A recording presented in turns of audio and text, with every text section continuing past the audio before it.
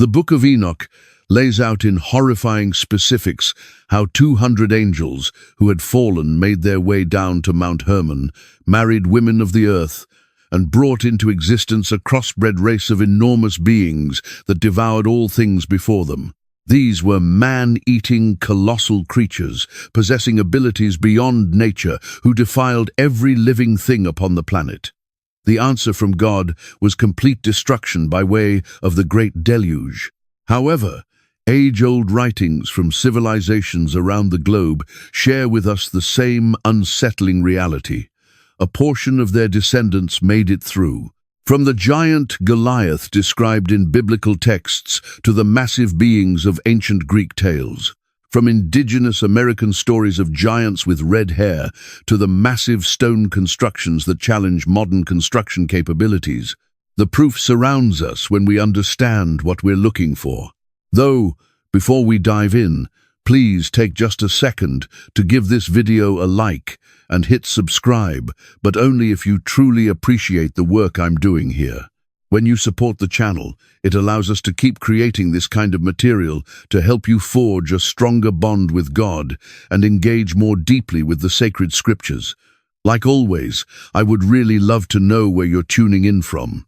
So go ahead and drop a comment below, telling us your location and what hour of the day it is there. Thank you one more time for being here with me. Now, shall we begin today's exploration? The lineage of the serpent. Certain enigmas within ancient writings simply will not fade into obscurity. Tales that reverberate across the ages, spoken in hushed tones within sacred spaces and examined by academics in hushed reading rooms. Within this collection, very few seize the mind quite like the Nephilim do.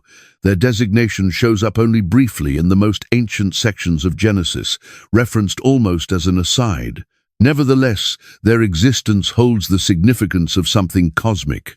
What the biblical record provides are merely pieces, a small number of verses, several mysterious statements.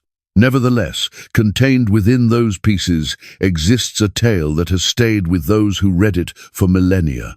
Beings of enormous size once roamed this world. The division separating the heavens from the earth was violated. Something catastrophic occurred in the period preceding the arrival of the great floodwaters.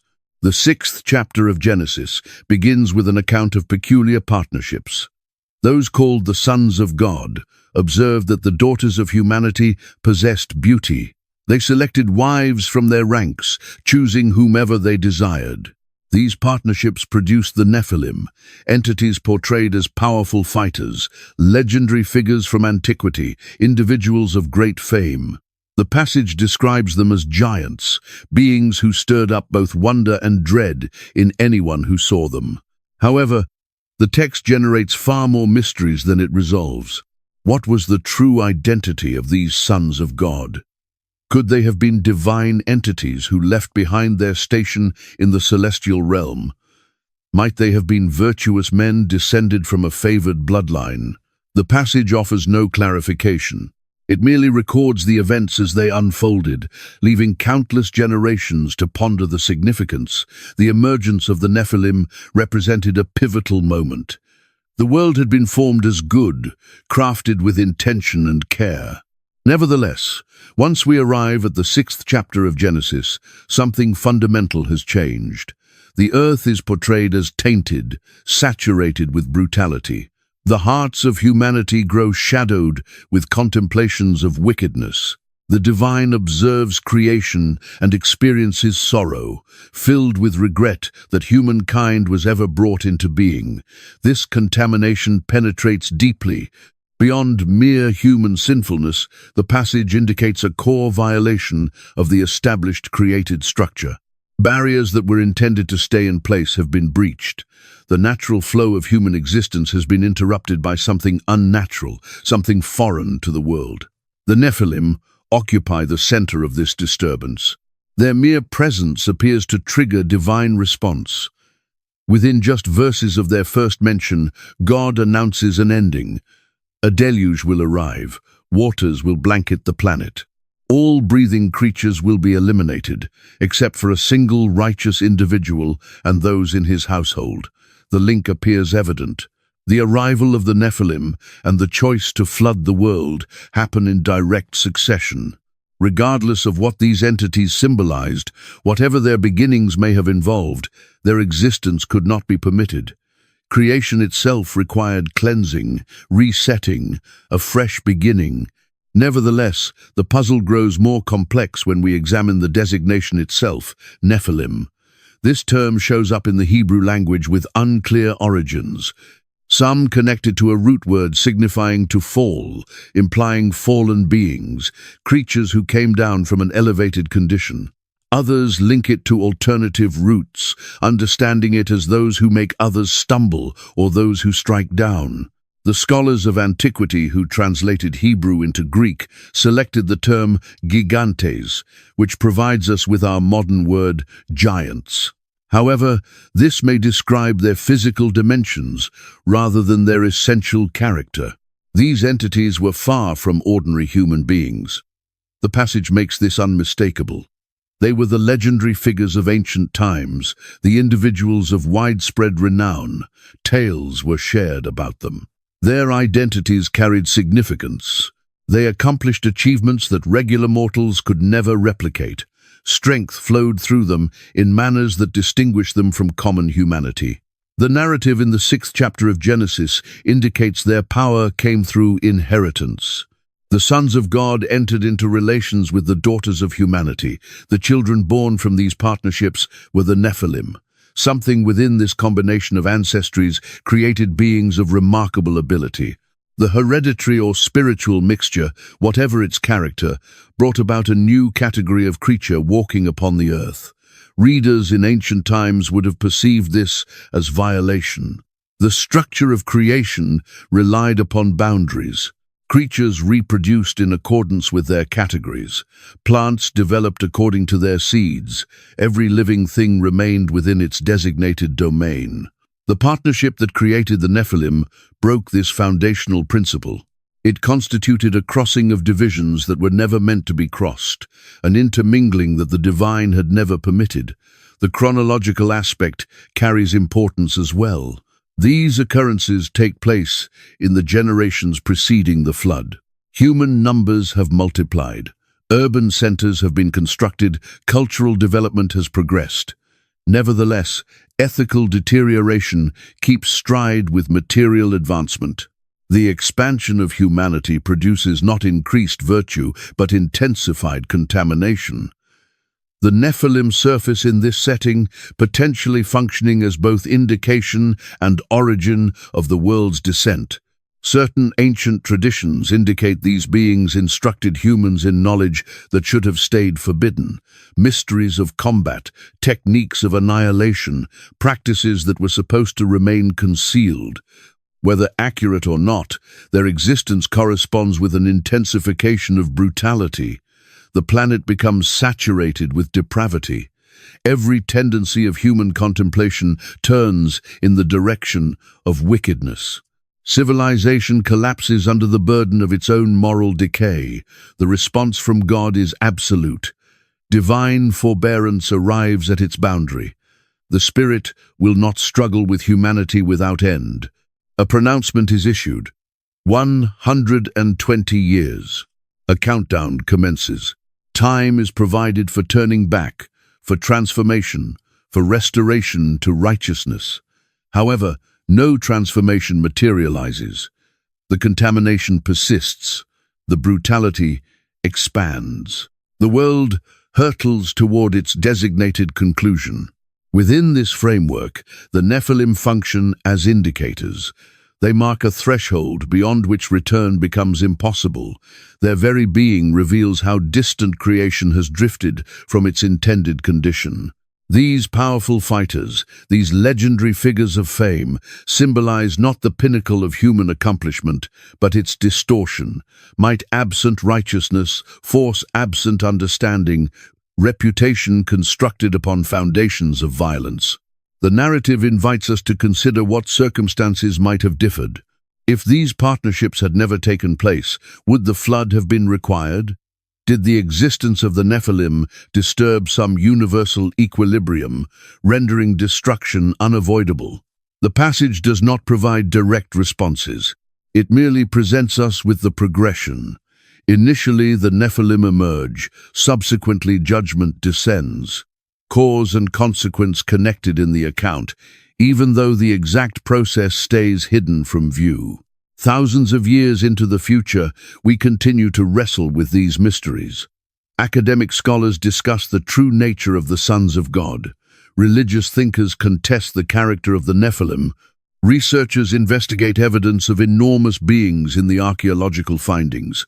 The puzzle persists because the passage itself contains mystery, composed in a manner that implies rather than spells out, that suggests rather than proclaims. Nevertheless, potentially that vagueness fulfills a function. The account of the Nephilim serves as a reminder that creation holds complexities we cannot completely grasp. Spiritual dimensions overlap with material reality in manners that resist straightforward explanation. The division separating heaven from earth proves more permeable than we might expect, and whenever that division is breached, repercussions emerge. The deluge arrived, waters blanketed the planet. The Nephilim, together with all living flesh, died in the great flood, or that's how it appeared. However, their tale does not conclude with the waters withdrawing. References to these beings surface once more later in the scriptures. Giants appear again throughout the territory of Canaan. Fighters of exceptional stature confront the forces of those who receive the divine commitments. The influence of the Nephilim extends forward across time, indicating that whatever they embodied was not completely eliminated by the flood. This marks where our exploration starts. With an enigma presented in the initial chapters of the most ancient text, with entities who move between realms, who possessed power and generated fear, with a divine response so extreme that it demanded the elimination of virtually all living things upon earth. The Nephilim stand as evidence of the consequences when divisions are violated, when desire surpasses understanding, when might is not balanced by virtue. Their narrative functions as a cautionary tale, an enigma, and an opportunity to investigate the concealed aspects of ancient tradition. Those called the sons of God and the daughters of humanity. Decoding the 6th chapter of Genesis. The section in the 6th chapter of Genesis starts with apparent simplicity. At the time when human beings started to increase across the surface of the land, and daughters came into the world among them, the sons of God observed that these women were beautiful.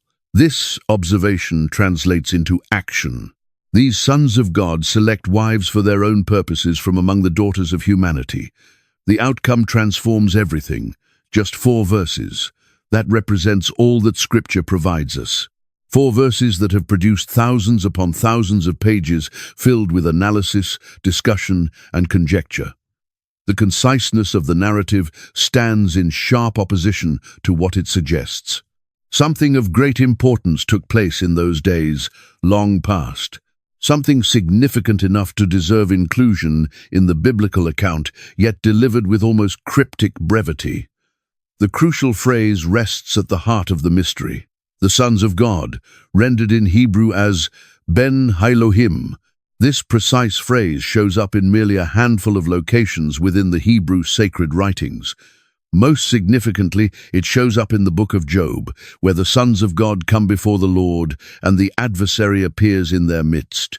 Within that setting, these sons of God unmistakably represent celestial beings, participants in the divine assembly, angelic entities who exist in the Creator's presence. This application has guided numerous interpreters across the centuries toward the determination that the 6th chapter of Genesis portrays a comparable reality. Angelic entities observing human women discovered them attractive. These angels abandoned their rightful position, came down to the earth, and married human women. The children born from these partnerships were the Nephilim, hybrid beings merging angelic and human essence.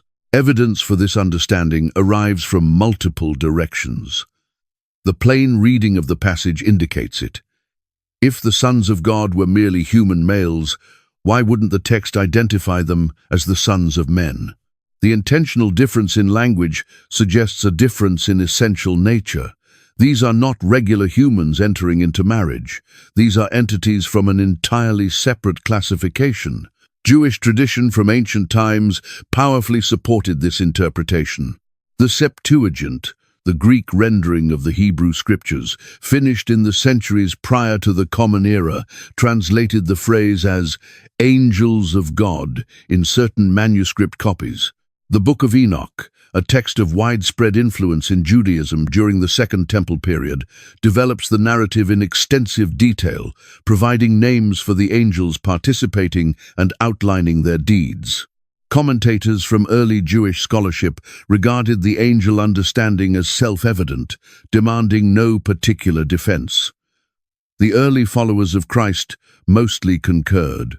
Influential church fathers such as Justin Martyr, Irenaeus, Clement of Alexandria, and Tertullian all supported the perspective that angels who had fallen entered into unions with human women.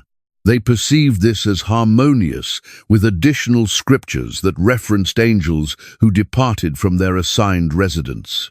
They considered it the most straightforward interpretation of the Genesis text. Nevertheless, an opposing interpretation surfaced and ultimately achieved widespread acceptance, especially in subsequent Jewish and Christian intellectual traditions. Following this perspective, the sons of God were not angelic beings whatsoever, but virtuous men descended from the family line of Seth, the third son born to Adam. The daughters of men were women descended from the family line of Cain, the firstborn son whose sacrifice was not accepted, who subsequently became a wanderer following his taking of his brother Abel's life. This understanding emerges from the wider framework of early Genesis. The passage follows two separate family lines from Adam. The descendants of Cain establish urban centers and cultural development, but drift away from God. The descendants of Seth preserve worship practices and moral uprightness. The fourth chapter of Genesis observes that during the lifetime of Seth's son Enosh, humanity started to call upon the name of the Lord. The family line of Seth embodies those who stay faithful. From this viewpoint, the sons of God signifies sons who walk with God, virtuous men who give honor to the Creator. The daughters of men signifies merely human daughters, without particular connection to the divine, or more precisely, women descended from the irreligious family line of Cain. The transgression exists in intermarriage between these communities. The righteous make compromises in their faith by joining with the unrighteous. Spiritual divisions break down. Families devoted to God embrace secular practices. This perspective holds appeal for those uncomfortable with the concept of angels participating in physical procreation. Angels within most theological systems are spiritual entities lacking bodies or reproductive capacities. How could they produce offspring? The question appears to create an impossible obstacle. Consequently, the text must be describing something more commonplace, more consistent with the regular progression of human history. Those who support the Sethite understanding reference scriptures where sons of God or comparable phrases describe humans. Within the Hebrew sacred writings, the nation descended from Abraham is occasionally identified as God's son. Virtuous individuals are characterized as children of God. The phrase does not necessarily always signify angelic entities. They additionally observe that crediting such capability to fallen angels appears to award them excessive power. If angels possessed the ability to form physical bodies, reproduce with humans, and bring into being a race of giants, does this not indicate they hold creative authority that ought to be God's alone? The theological consequences disturb many who choose to restrict the extent of angelic capacity. Nevertheless, the angel understanding addresses something the Sethite perspective finds difficult to account for. Why would the children born from such partnerships be characterized as Nephilim, as giants and powerful fighters? If virtuous men merely entered into marriage with women lacking righteousness, why would their children be anything other than ordinary humans? The partnership of two human parents, irrespective of their spiritual condition, ought to yield human children with standard characteristics. The passage explicitly declares that the Nephilim existed upon the earth in those times, and also subsequently when the sons of God entered into relations with the daughters of humans who gave birth to children for them. These were the legendary figures of antiquity, fighters of widespread fame. Something regarding these children marked them as distinct. Something rendered them powerful, fearsome, deserving of particular mention in the biblical narrative. The interpretation involving the supernatural offers a straightforward explanation for this distinctiveness. The blending of angelic and human essence creates something without precedent. These hybrid entities receive strength, understanding, and abilities vastly surpassing typical human boundaries. They transform into the giants and legendary figures that oral traditions preserve. Additional evidence arrives from the New Testament. The Apostle Peter composes about angels who committed sin and were thrown into hell, kept in chains of darkness awaiting the judgment. He links this specifically to the era of Noah, to the period when God's patience remained while the ark was under construction. The Apostle Jude similarly references angels who failed to maintain their assigned station but departed from their proper residence, confined in everlasting chains, awaiting judgment. These sections indicate apostolic recognition of the angel perspective. Peter and Jude seem to draw upon a tradition regarding fallen angels during the time preceding the flood. Their phrasing mirrors the narratives discovered in the Book of Enoch and additional literature from the Second Temple period. They handle the account as genuine history, as something that genuinely took place rather than a simple allegory. The phrase "departed from their proper residence" holds specific significance. It indicates abandonment of a designated location or function. Angels who were supposed to minister in heaven chose instead to come down to earth. They violated the limits of their existence. This violation resulted in judgment, imprisonment, punishment, while awaiting ultimate resolution. Nevertheless, the discussion persists. Contemporary scholars remain split. Conservative academics frequently support the Sethite perspective, perceiving it as less troublesome from a theological standpoint. Those more receptive to the supernatural dimensions within Scripture tend in the direction of the angel understanding. Both camps assert the preponderance of evidence validates their stance. The Sethite understanding must account for why such marriages would trigger the flood. Human history contains abundant examples of believers entering into marriage with unbelievers. While discouraged within Scripture, such partnerships do not usually merit worldwide judgment. The consequence appears excessive relative to the offense if the violation is simply intermarriage between human communities. The angel understanding must account for the practical mechanics. How did spiritual entities take on physical form? How did they engage in reproduction? The passage does not provide details regarding these mechanisms. It merely declares what took place, leaving the methods shrouded in mystery. Some propose these angels took control of human bodies or formed physical bodies for their own purposes. The precise technique remains ambiguous. What both understandings find agreement on is the outcome. These partnerships created beings identified as Nephilim. These beings were powerful, famous, distinguished from ordinary humanity. Their existence upon earth aligned with widespread contamination and brutality. The world descended into such moral depravity that divine response became unavoidable. Water would blanket the planet.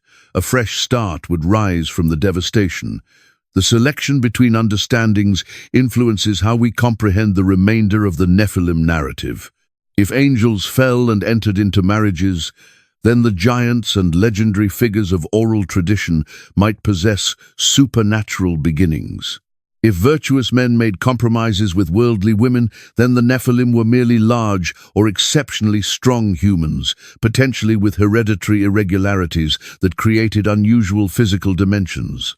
The ancient world accepted the first interpretation.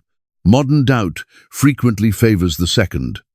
The passage itself preserves its economy, providing sufficient information to fascinate, but insufficient to resolve the discussion definitively. And potentially that vagueness fulfills a function, inviting every generation to grapple with questions regarding boundaries, regarding the spiritual dimension, regarding the consequences when the natural structure is interrupted.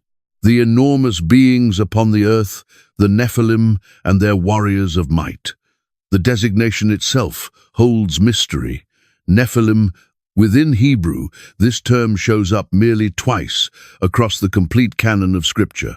Initially, in the 6th chapter of Genesis, portraying these entities who roamed the earth preceding the flood.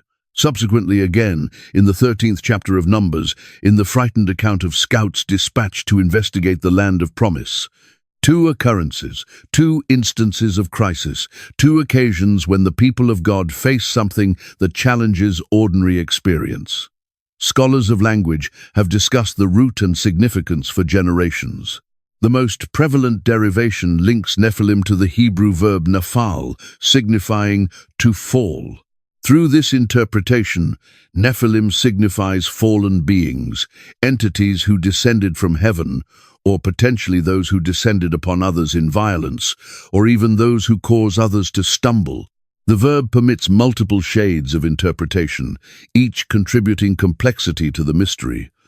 Translators from antiquity confronted challenges with this term. When Jews speaking Greek produced the Septuagint, they selected gigantes to render Nephilim into their language. This Greek term provided us with our English word giants, but it held particular associations in the ancient world. The gigantes of Greek mythology were entities born from the blood of the mutilated sky deity Uranus when it descended upon Gaia, the earth. They were beings who opposed the Olympian deities themselves, creatures of horrifying power who conducted war against the divine structure. The selection of this term was not random.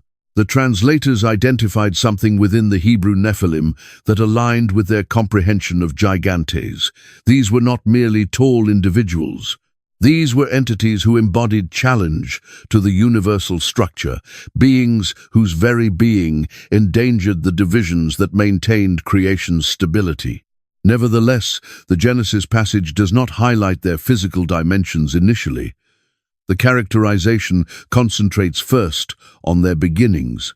The sons of God entered into relations with the daughters of humanity, and they produced children for them.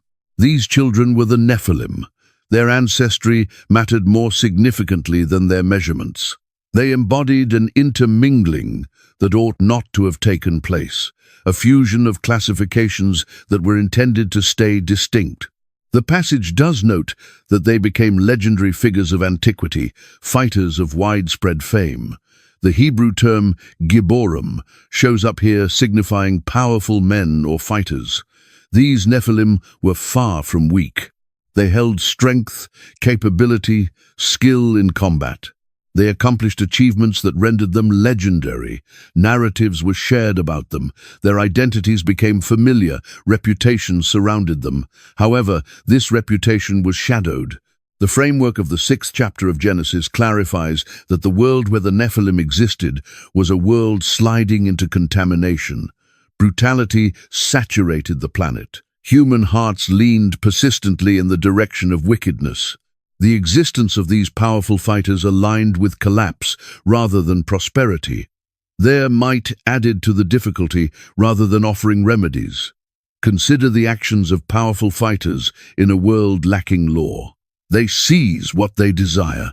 They control the powerless. They establish themselves through force. Strength absent righteousness transforms into oppression. Might absent understanding guides toward devastation. The Gibborim may have been legendary figures in the sense of great fighters, but their legendary status served their own interests rather than justice. Traditions from antiquity beyond Genesis develop these themes.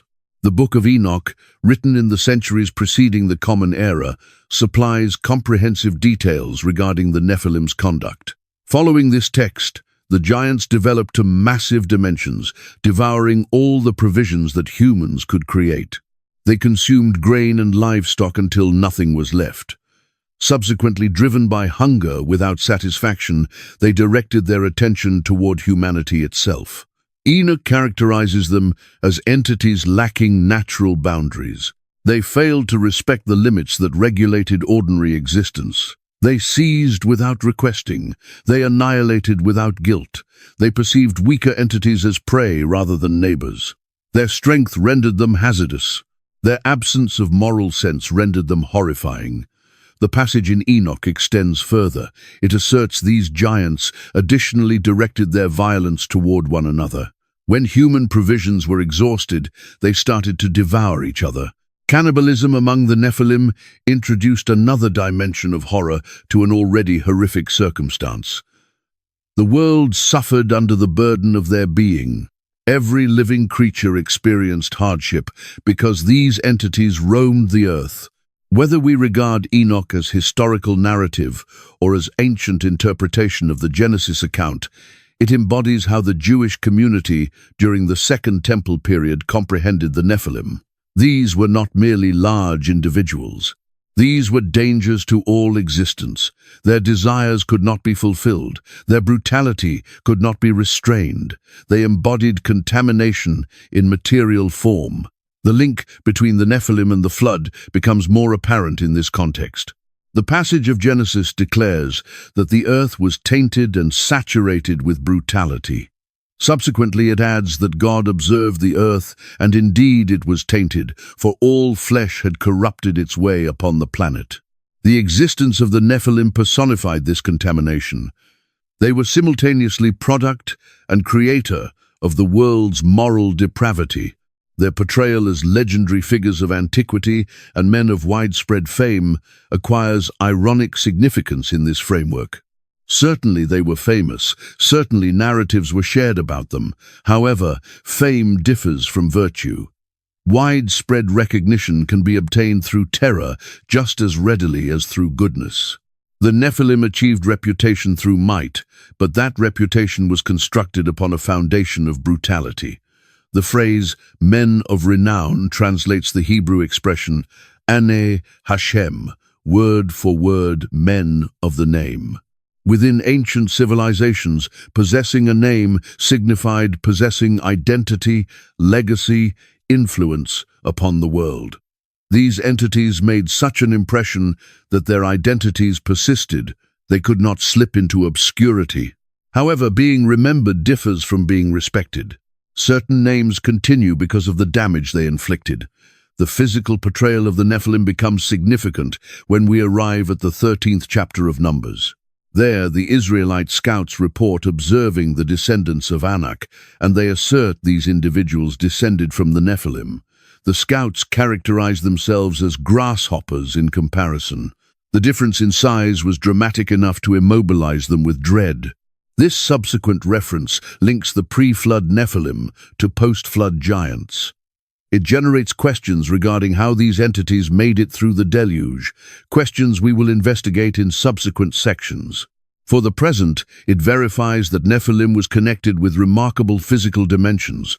Whatever else characterized them, they were physically imposing, enormous, large enough to paralyze experienced fighters. Certain ancient traditions propose the Nephilim reached 300 cubits in height, approximately 450 feet. Alternative sources provide more restrained but still exceptional measurements.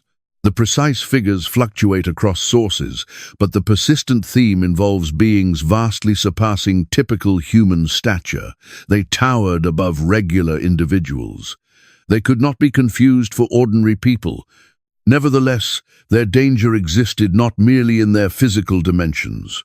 Existing at 15 feet in height could present hazards without being catastrophic. What rendered the Nephilim deserving of the flood was the synthesis of their physical might, their desires, their brutality, and potentially most significantly, their beginnings. They embodied a core violation of created structure. They ought not to have existed. Their existence demonstrated that something had gone catastrophically wrong. The powerful men, the Gibborim, the legendary figures of antiquity. These phrases might carry positive connotations in isolation. We give honor to legendary figures. We hold respect for powerful fighters. We share narratives about men and women of widespread fame. However, framework influences significance. Within a world saturated with brutality, in an era when contamination had extended through all flesh, these powerful ones were not deliverers. They were indications. They revealed how distant the world had drifted. Their legend continued following the flood. Subsequent peoples preserved memories of giants who roamed the earth. These memories assumed many forms, processed through different civilizations and languages. However, at the foundation existed a persistent concept. At one time, entities of horrifying power existed among humans. These entities were unlike us. They were more powerful, more enormous, more hazardous, and their era concluded in judgment. The Nephilim of the 6th chapter of Genesis function as indicators in the biblical account. They reveal to us how terrible circumstances had deteriorated. They expose the consequences when divisions break down, when the natural structure collapses, when might exists absent responsibility. They are fallen beings without question, whether that descent was from heaven to earth or from some alternative elevated position into moral corruption and brutality. The divine pronouncement. Why the Nephilim brought about the flood. The announcement arrives abruptly in the passage. The Lord declared, "My spirit shall not remain in mortals without end, for they are flesh. Their days shall be 120 years." This statement comes directly following the narrative of the sons of God, selecting wives and the Nephilim appearing upon the planet. The progression indicates connection. These entities have surfaced. Now judgment is coming. The statement regarding God's Spirit not remaining in humanity without end signals divine forbearance approaching its boundary. The Spirit here probably describes the life force that brings animation to all beings. The breath of existence that God breathed into the first human. That animating presence will not continue without limit. A time frame has been established. The countdown is in motion. 120 years. Interpreters discuss whether this constitutes a lifespan restriction or a period of mercy. Before this moment, humans existed for centuries. The genealogical records in Genesis document individuals existing 800, 900, even 969 years. Following the flood, lifespans start to shorten, though they stay considerably above 120 for multiple generations before ultimately settling close to that number. More probably, the 120 years constitutes a deadline, a period of warning, time provided for turning back that will not be prolonged. God has observed the contamination. The choice has been rendered, but compassion postpones the execution. 120 years remain before the waters arrive. This postponement carries theological significance. It reveals that the flood was not a hasty act of fury. God did not observe the world one day and immediately annihilate it. Rather, warning was provided. Time was allocated. The chance for transformation was present. The judgment that ultimately arrived cannot be attributed to divine impulsiveness or harshness. Every opportunity for reform was extended. Following tradition, Noah invested those 120 years constructing the ark and proclaiming righteousness. The Apostle Peter identifies him as a herald of righteousness in his second letter. This indicates Noah cautioned his generation regarding approaching judgment. He informed them what was approaching. He clarified the reasons. He pressed them to turn away from their depraved practices, and for 120 years they disregarded him. The existence of the Nephilim amplified the requirement for judgment. The 6th chapter of Genesis portrays the circumstances in severe language. The Lord observed that the moral depravity of humankind was extensive across the earth, and that every tendency of the contemplations of their hearts was exclusively evil without pause. This represents total contamination, not occasional misconduct, not separated incidents of transgression, but comprehensive wickedness, influencing every thought, every heart, every individual. The passage highlights universality, every tendency, exclusively evil without pause. The Hebrew terms accumulate to express completeness. No corner of human awareness stayed untouched. No individual remained separate from the contamination. The complete species had oriented toward moral depravity, with seemingly no potential for restoration. This evaluation guides toward divine sorrow. The Lord felt regret that he had formed humankind upon the earth, and it caused him grief to his heart. These statements attribute feeling to God. Whether we accept them literally or comprehend them as adapted language, they express something genuine. The condition of the world triggered profound divine reaction. Creation had deteriorated so severely that its creator felt regret for forming it. That regret stimulated choice. The Lord declared, "I will erase from the earth the human beings I have formed, individuals together with animals and creatures that crawl and birds of the air, for I feel regret that I have formed them." The judgment would be all-encompassing.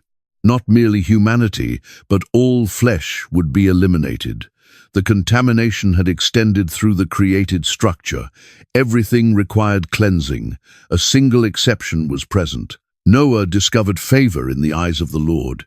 A single man stayed righteous. A single family had not participated in the universal contamination. Through this family, humanity would persist. Through this family, God's intentions would be maintained. However, only a single family from all the individuals upon earth. The ratio exposes how total the moral depravity had grown. The link between the Nephilim and this universal contamination is suggested rather than declared explicitly. The passage does not state, "Because of the Nephilim, I will annihilate the earth." Rather, it offers a progression. The Nephilim emerge. Brutality saturates the planet. Contamination extends through all flesh. Judgment is announced. The literary construction connects these components, even absent, making the causal connection explicit. Interpreters from antiquity rendered that connection explicit in their expansions of the narrative. The Book of Enoch directly links the deeds of the fallen angels and the brutality of their giant children to the choice to flood the world. Following that passage, the archangels carry the cries of suffering humanity before God. They document the devastation produced by the giants. They request intervention, and God answers with the flood. Whether we recognize Enoch's elaboration or not, the pattern remains evident in Genesis itself. Something regarding the circumstances in those times merited total annihilation. The world had deteriorated so severely that it could not be reformed through regular means. No gradual enhancement was achievable. No partial intervention would prove adequate. Only complete cleansing could confront the extent of the difficulty. The Nephilim personified that difficulty in material form. They embodied the violation of divisions. They revealed the consequences when appropriate boundaries are violated. Their brutality and consumption demonstrated contamination rendered visible in them. The abstract moral depravity of the human heart assumed concrete form as entities who physically devoured the world. Their being additionally indicated that the contamination was not simply moral but existential. This was not merely regarding poor decisions. This was regarding the essence of being itself being compromised. If the sons of God had truly married human women, if hybrid beings now roamed the earth, then creation's classifications had been breached. The structure established in the first chapter of Genesis, where everything reproduced in accordance with its category, had been reversed. This breach demanded more than consequences. It demanded restoration of proper classifications. The flood would fulfill that function. It would eliminate the impossible entities. It would purify the earth of the contamination that had infected all flesh. It would, in practical terms, restart creation from a preserved remnant. The choice to flood the world was consequently not random. It answered Specific circumstances. The existence of the Nephilim, the universal contamination of humanity, the brutality that saturated the planet. These elements synthesized to render continuation impossible. The experiment of humanity had not succeeded. The world provided to human stewardship had been devastated. Only by returning to a nearly formless condition could circumstances begin again. Water functioned as the mechanism of both annihilation and cleansing. The identical element that blanketed the earth at creation's start would blanket it once more. The disorder that was structured in the first chapter of Genesis would return. Subsequently, from a floating vessel, from a maintained family, from animals preserved alive through divine instruction, a fresh world would surface. However, that world would preserve memory of what preceded. It would preserve memory of the giants. It would preserve memory of why the waters arrived. The 120-year warning timeframe assumes greater significance in this context. It was not merely a countdown to annihilation. It was time for the contamination to become undeniable. Time for every opportunity to be depleted. Time for the righteous to be exposed as separate from the depraved. When the waters ultimately arrived, no individual could assert they were caught unaware. No individual could contend that inadequate warning had been provided. Noah's Ark construction supplied visible evidence. For decades, distant from any ocean or river able to float such a craft, a man and his family constructed a massive boat. They collected materials. They formed wood. They sealed joints. All the while clarifying the reasons, all the while cautioning neighbors, all the while providing proof that something without precedent was approaching. The people ridiculed. The passage does not preserve their mockery, but subsequent traditions maintain it. How could a flood arrive? Where would the water come from? The sky had never created rain in such volumes. The world had never witnessed anything resembling what Noah portrayed. His assertion appeared ridiculous. His craft appeared pointless. His warnings fell upon unwilling ears. However, the countdown persisted. 120 years, subsequently 100, subsequently 50, subsequently 10, subsequently 1. At last, the day came. Noah and his family stepped into the ark. The animals arrived in pairs and sevens. The door was sealed, and subsequently the fountains of the immense deep exploded forth. The windows of the heavens released. Water arrived from above and below. At the same time, the world was submerged. The Nephilim, those powerful fighters, those legendary figures of antiquity, those entities of fame and might, they died with everything else. Their strength did not rescue them.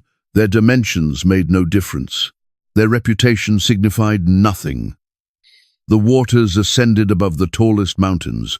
All flesh perished. Everything that inhaled air stopped existing. The earth was purified by catastrophe. And within that purification, we observe the gravity with which the divine approaches divisions. We observe the consequences when the created structure is fundamentally compromised. We observe that might absent righteousness guides exclusively toward annihilation. The Nephilim triggered the flood not simply by existing, but by personifying everything flawed with the antediluvian world. They were contamination rendered into flesh, and contamination cannot be permitted without end. The Book of the Watchers, Enoch's account of cosmic rebellion. Beyond the concise narrative in Genesis exists a vast tradition of development and understanding. Among these sources, none demonstrated more influence than the first Book of Enoch. Written in the centuries preceding the Common Era, this passage maintains Second Temple Jewish comprehension of the Nephilim account.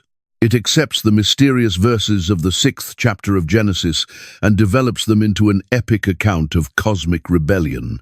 The book is not included in the canonical scriptures for the majority of Jewish and Christian traditions. The exception is the Ethiopian Orthodox Church, which incorporates Enoch in its biblical canon. Nevertheless, its influence vastly surpasses its canonical position. Early followers of Christ quoted it. Church fathers made reference to it. The apostles Jude and Peter seem to make reference to its narratives. For centuries, it influenced how believers comprehended the period before the flood. The passage was lost to Western Christianity for 1,000 years. No Latin or Greek manuscript made it through the medieval era.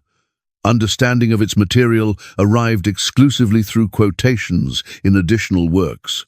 Subsequently, in the late 18th century, European investigators returned from Ethiopia with copies maintained by that ancient church. The book surfaced from obscurity, exposing how the ancient world had comprehended these mysterious entities.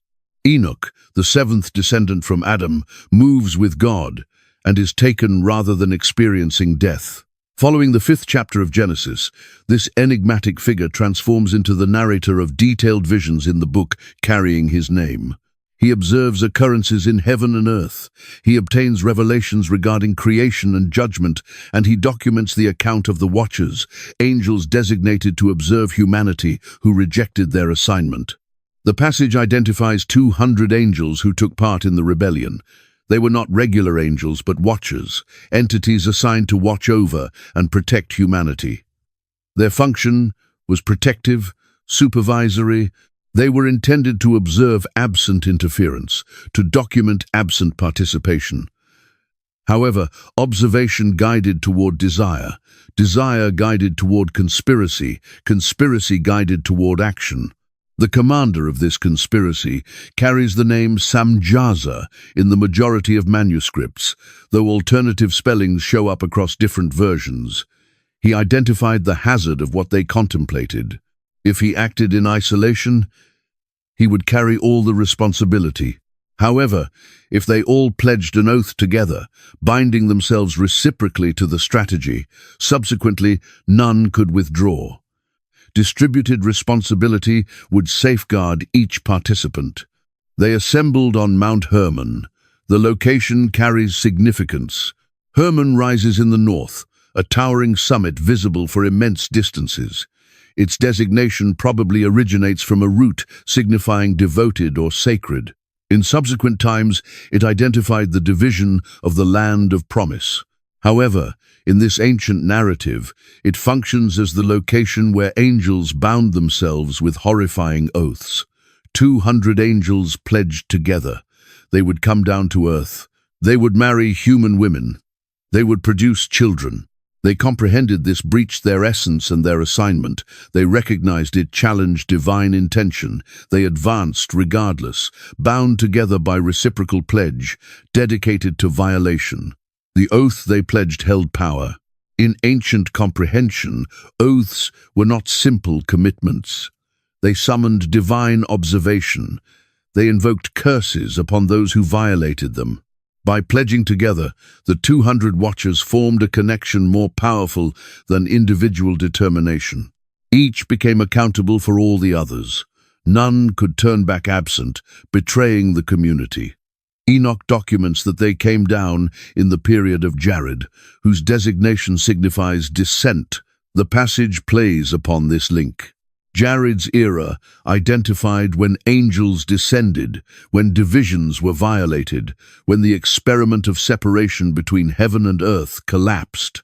The chronology positions this occurrence approximately 500 years preceding the flood, providing time for the repercussions to develop completely. The Watchers selected their wives from among the daughters of humanity. Each angel chose women who attracted him. The partnerships were completed, children were formed, and these children developed into the entities identified as Nephilim, giants who would generate fear across the earth and trigger divine judgment. However, the transgression of the Watchers reached beyond prohibited partnerships. They carried with them understanding that ought to have stayed in heaven, mysteries regarding the universe, regarding metals and combat, regarding plants and magic. They instructed humanity in matters it was not intended to understand, abilities it was not prepared to hold. This transfer of prohibited understanding intensified their violation. The designations of the primary commanders are maintained in Enoch's passage. Samjaza guided the conspiracy and directed the oath. Azazel instructed metalwork and the creation of weapons, bracelets, decorations, and cosmetics. Araros instructed the reversing of curses. Barakigel instructed astrology. Kokabiel instructed the signs and portents. Tamiel instructed astronomy. Azradel instructed the movements of the moon. Each watcher focused on specific understanding. Each instructed humans their area of expertise. The accumulated result was to speed up human technological advancement beyond what natural discovery would have supplied. Humanity obtained might absent, obtaining the understanding to apply it appropriately. Understanding descended from heaven, but absent the moral structure to direct it toward goodness. The Book of Enoch regards this transfer of understanding as violation equal to or potentially exceeding the sexual violation. The angels violated more than physical divisions. They violated epistemological divisions. They exposed what was intended to remain concealed. They equipped humanity with divine mysteries, and humanity applied those mysteries to amplify brutality and contamination. Consider what weapons signified in that ancient world. The technology of bronze and iron permitted new scales of combat. Sharpened metal could penetrate flesh more successfully than stone. Armor could safeguard fighters more comprehensively than leather. Structured brutality transformed into more capable, more lethal, more absolute. The Watchers provided humanity with the implements to annihilate itself more successfully. Cosmetics and jewelry might appear insignificant by comparison, but Enoch indicates these additionally added to contamination. They amplified vanity. They promoted seduction. They nourished desires for luxury and exhibition. The passage suggests that the beautification practices instructed by Azazel intensified sexual immorality and social collapse. External decoration mirrored internal deterioration. The magical practices demonstrated even more hazardous. Understanding of plants could restore health, but it could additionally poison. Comprehension of cosmic signs could direct agriculture, but it could additionally guide toward worship of created entities rather than the Creator. Magic and divination created channels to spiritual forces that humans were not prepared to control. Each gift from the Watchers held shadows together with its illumination. The passage in Enoch offers these teachings as intentional contamination. The Watchers were not attempting to assist humanity in advancing.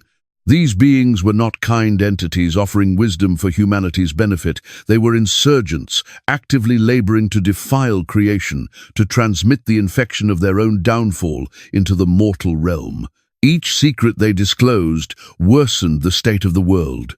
Humanity embraced these teachings without hesitation. Nobody turned down the knowledge. Nobody questioned whether possessing such power was wise.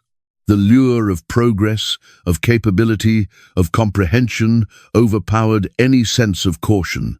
People discovered how to forge weapons, how to engage in sorcery, how to interpret the stars, and they believed this knowledge represented blessing instead of curse.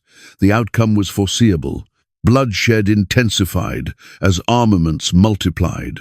Wickedness expanded as pride and temptation grew. Counterfeit religion flourished as people looked to fortune-telling and astrology instead of to God. The offering of knowledge transformed into a tool of ruin. What appeared to be advancement was actually deterioration. Enoch's narrative assigns blame directly to the Watchers.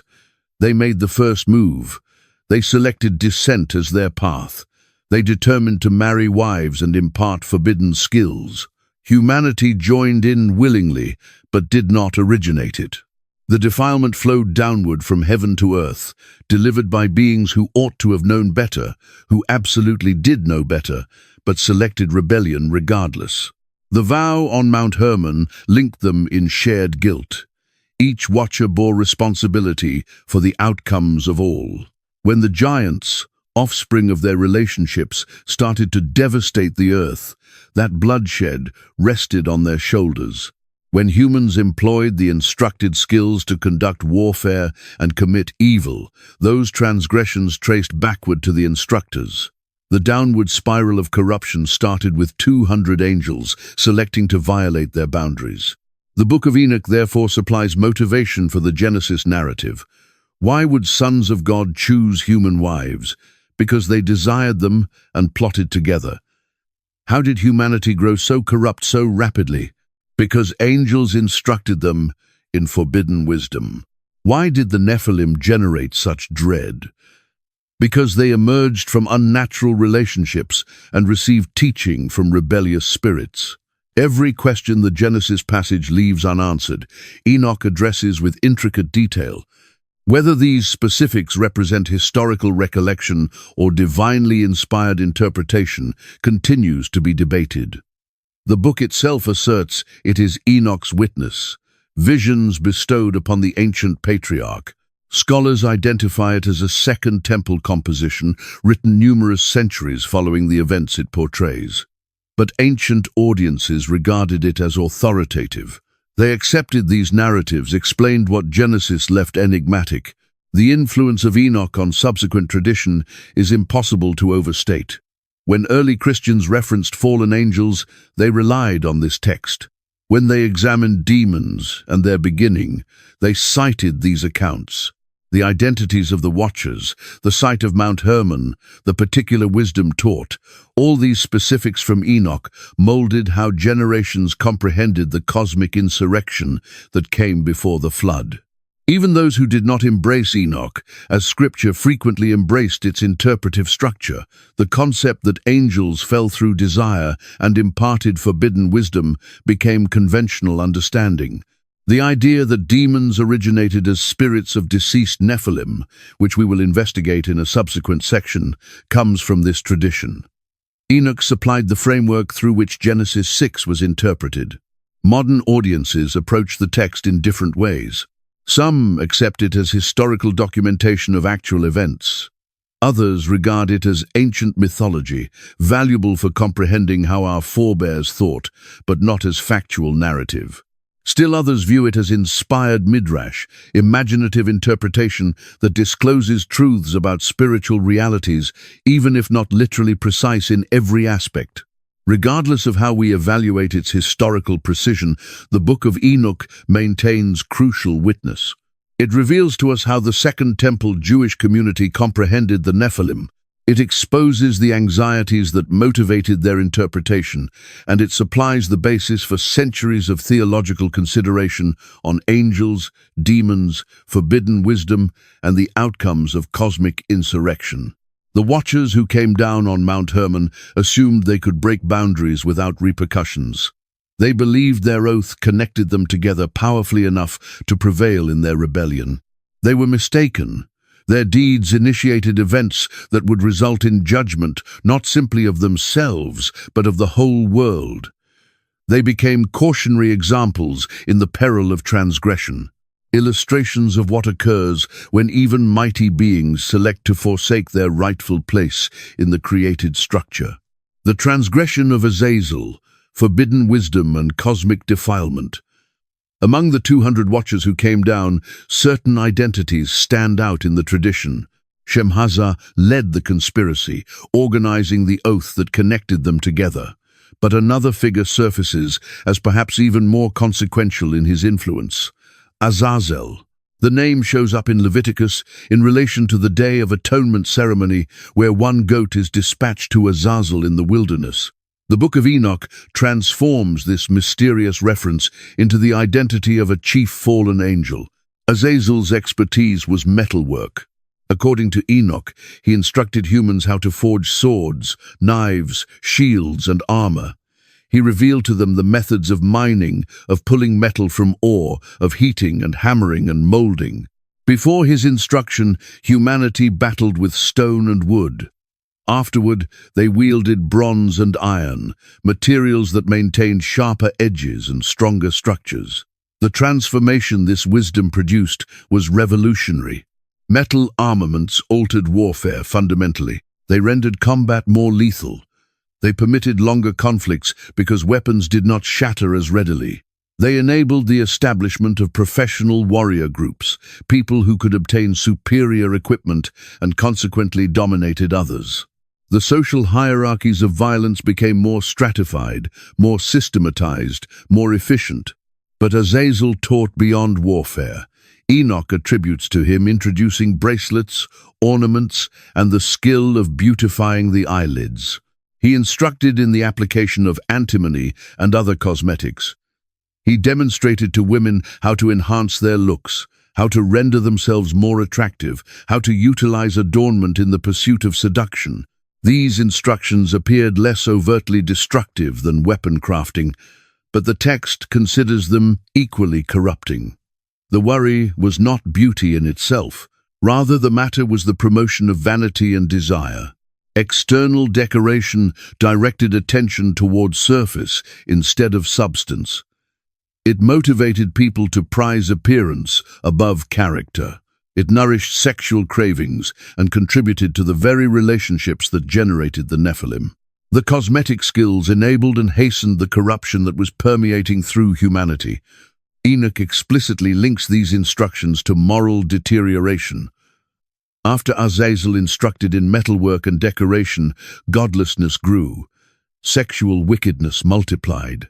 The earth filled with violence. The text creates a straight line from forbidden wisdom to widespread depravity. What Azazel instructed, humanity employed for evil. Other watchers offered their own areas of expertise. Amaros taught the releasing of enchantments and the cutting of roots, indicating herbalism with magical uses. Barakel taught the observation of stars, introducing astrology and fortune-telling through heavenly signs. Kokabel taught the constellations, expanding astronomical and astrological wisdom. Tamiel taught astronomy. Asradel taught the courses of the moon. Each of these domains of knowledge possessed dual potential. Herbs could restore health or cause harm. Stars could direct navigation or transform into objects of worship. The lunar cycle could guide agriculture or facilitate divination. The watchers instructed truth, but truth directed toward wrong ends. They provided humanity information, absent wisdom, power, absent ethics. The instruction of sorcery and divination demonstrated particular danger. These practices claimed to reach spiritual realities, to control unseen powers, to anticipate and govern future occurrences. They represented humanity, extending beyond its appropriate realm, trying to seize powers that belonged to higher orders of being. The exercise of magic created pathways to spiritual entities, frequently malevolent ones. The Book of Enoch regards the transfer of this knowledge as fundamental breach. The Watchers held understanding suitable to their angelic essence. Humans were intended to advance according to their human essence. By distributing angelic knowledge with humans, the Watchers pushed human capabilities past human wisdom. They generated a dangerous disproportion. Think of it like providing a child access to powerful instruments before instilling judgment and restraint. The child might construct something or might cause tremendous damage. The instrument itself is neutral. The difficulty lies in the mismatch between capability and maturity. Humanity obtained angelic knowledge while keeping human frailty, and the combination proved catastrophic. The text proposes that natural human advancement would have been slower but more wholesome. People would have uncovered metallurgy eventually, but across generations, with time to establish ethical structures for its application. They might have studied astronomy through observation, gradually constructing understanding piece by piece. The Watchers bypassed this process, pouring advanced knowledge into unprepared minds. Azazel's specific culpability secured him special punishment in Enoch's narrative. The archangel Raphael obtains orders to restrain Azazel hand and foot and throw him into darkness. Specifically, he is to be hurled into a desert location full of rough and jagged rocks covered with darkness, where he will stay until the day of judgment. Then he will be thrown into fire for eternal obliteration. The punishment corresponds to the offense. Azazel delivered destructive knowledge to light. Consequently, he is restrained in darkness. He instructed warfare and violence. Consequently, he is thrown among rough stones. He defiled creation. Consequently, he awaits final obliteration. The sentence is harsh because the violation was harsh. He did not simply transgress himself, but instructed transgression to innumerable others. The other watchers encounter similar judgment. They are restrained in valleys of the earth until the day of judgment.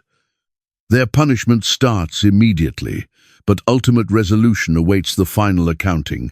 They exist in a condition of imprisonment, aware but restricted, conscious of their destiny, but incapable of escaping it. The apostles, Peter and Jude, seem to reference this tradition when they compose of angels, maintained in chains of darkness. The instruction of forbidden knowledge presents a dimension to the Nephilim account that extends beyond sexual violation.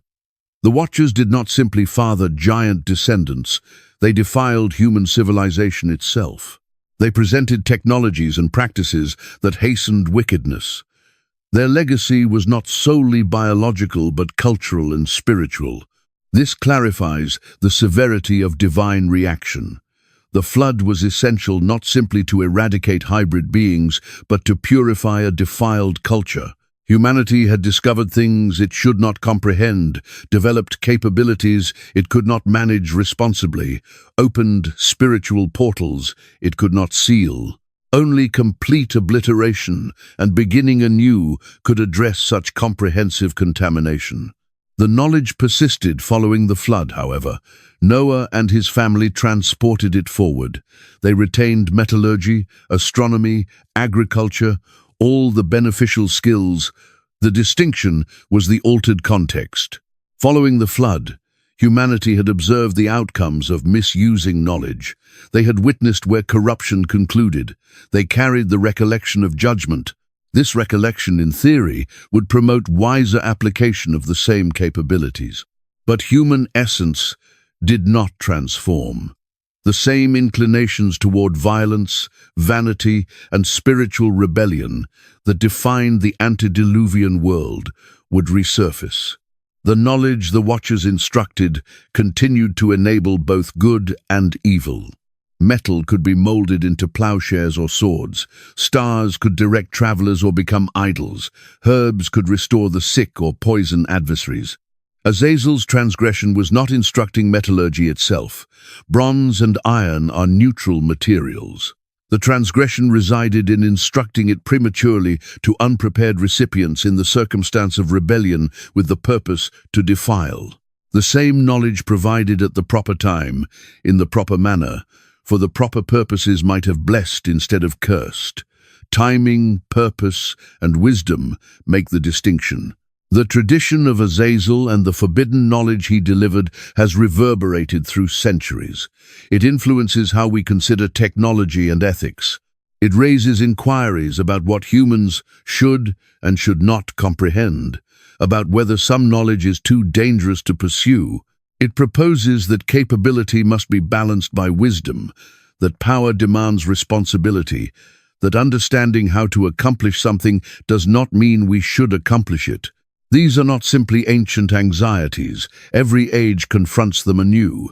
Each generation develops capabilities that could assist or damage. The inquiry is always whether we possess the wisdom to employ our power well.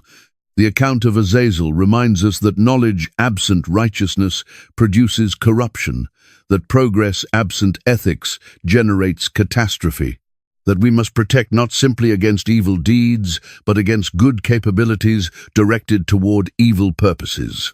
The brutal offspring, the mighty ones, and the bloodshed. The children born of the relationships between Watchers and human women developed rapidly in the narratives maintained by Enoch. They did not stay infants long. They did not experience a normal childhood. These beings, these Nephilim, these giants matured quickly into their adult forms, and those forms were monstrous. According to the text, they developed to enormous stature. Ancient sources provide wildly differing measurements for their height, with some traditions portraying them as reaching impossibly enormous sizes, while others supply more moderate but still extraordinary estimates. Most conservative interpretations indicate they stood between 15 and 30 feet tall, still remarkable, but more anchored in the domain of physical plausibility. Regardless of precise measurements, the consistent witness across traditions is that they towered above ordinary humans, provoking awe and dread through their sheer magnitude. Their magnitude produced extraordinary cravings. Normal food reserves could not support them. Enoch documents that they devoured all the acquisitions of men. They consumed the grain stored for communities. They butchered and ate the livestock. They drank the milk intended for children. Nothing satisfied their appetite for long. Their requirements exceeded what human agriculture and animal husbandry could furnish. The giants consumed until stores depleted. They devoured harvests before they could be properly collected. They seized animals intended for breeding. They disrupted the careful equilibrium between human population and food provision. Communities that had nourished themselves sufficiently suddenly encountered starvation because giants had consumed everything. The natural economy of resources broke down under the burden of these impossible beings. When food stores were depleted, when livestock had been consumed, when no grain remained, the giants shifted to hunting wild animals. They roamed through forests and across plains, capturing and devouring whatever moved. Deer, cattle, birds, fish, every creature that could be captured became nourishment for the insatiable Nephilim. The wild population started to diminish under the pressure of their hunting. But according to Enoch, even this demonstrated insufficient. The text documents a grim escalation. The giants consumed all the food humans generated. Then they devoured all the animals of land and sky and sea. And when these resources were exhausted, when nothing else remained, they started to consume humans themselves. The unthinkable transformed into reality. The giants shifted to cannibalism, feeding on the very people from whom they had originated. Enoch portrays this with stark horror. The giants consumed human flesh. They drank human blood. Humanity, which had been fashioned in the divine image, became prey for these monstrous hybrids. The breach went beyond physical violence into spiritual abomination. Beings that were partially human devoured their human kin. The boundary between predator and prey, which should never have included humans in the prey category, was utterly shattered. The violence expanded. It was not solely the giants preying on humans. The text reveals that the giants also turned on one another. When even human flesh became scarce, when their appetite remained unfulfilled, the Nephilim started to devour each other. Giant battled giant. The powerful consumed the vulnerable. Cannibalism became standard practice among these beings, who acknowledged no limits, respected no taboos, honored no connections. This downward spiral of violence clarifies the biblical declaration that the earth was filled with violence. The Hebrew word translated violence is hamas, which carries implications of wrong, cruelty, injustice, ruthlessness. The giants embodied this idea. They seized what did not belong to them. They obliterated without reason. They displayed no compassion to the vulnerable. Their existence was characterized by predation and consumption. The earth itself suffered under this tyranny. Enoch personifies the planet as crying out in protest. The ground that had absorbed Abel's blood now absorbed the blood of innumerable victims. The soil that was intended to produce food instead soaked up violence.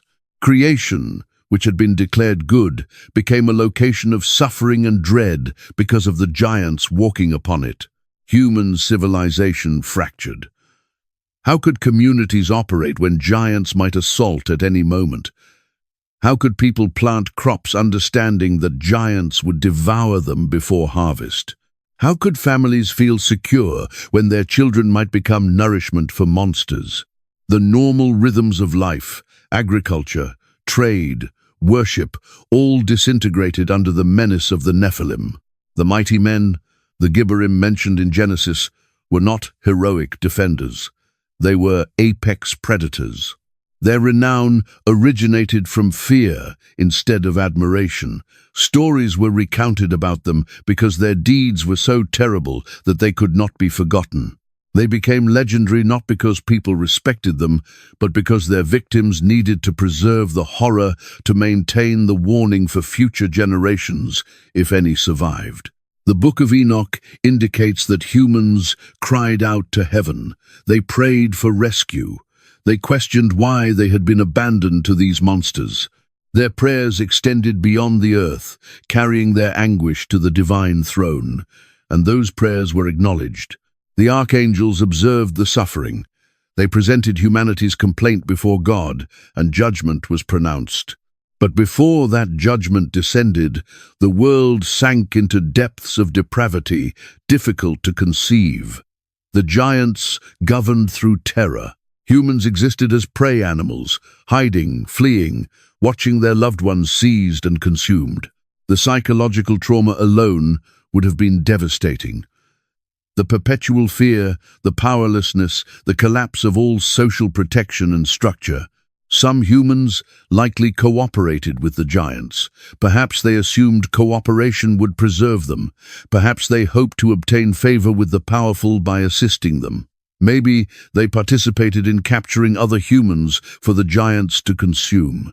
The text does not detail such cooperation, but it would be compatible with human nature under extreme pressure. Regardless, the corruption permeated through all flesh, not simply through the giants themselves. The violence was not random disorder, it was systematic predation. The giants functioned as apex predators in an ecosystem where humans had previously been stewards. They reduced humanity to a food resource, imposing a brutal hierarchy through sheer physical dominance. Every advantage of human intelligence, cooperation, and culture meant nothing against beings who could simply overpower and devour them. This predation made extinction probable. If the giants continued consuming humans, eventually no humans would persist. Then the giants would have only each other to devour. They would obliterate themselves through their own cravings. The entire experiment would conclude in mutual annihilation. The world would be left vacant, or populated only by the strongest remaining giant until that one too finally perished. The flood prevented this result. Water covered the earth before the giants could complete their work of consumption. The deluge arrived while humans still existed, while Noah and his family could be rescued. Judgment descended on the guilty, but also rescued the innocent.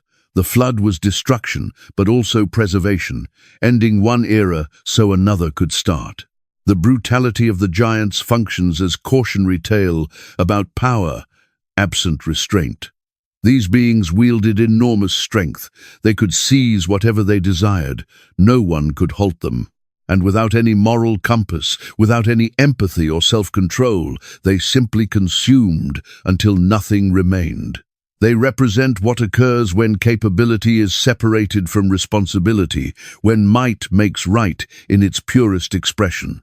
Their cannibalism represents the ultimate collapse of created structure.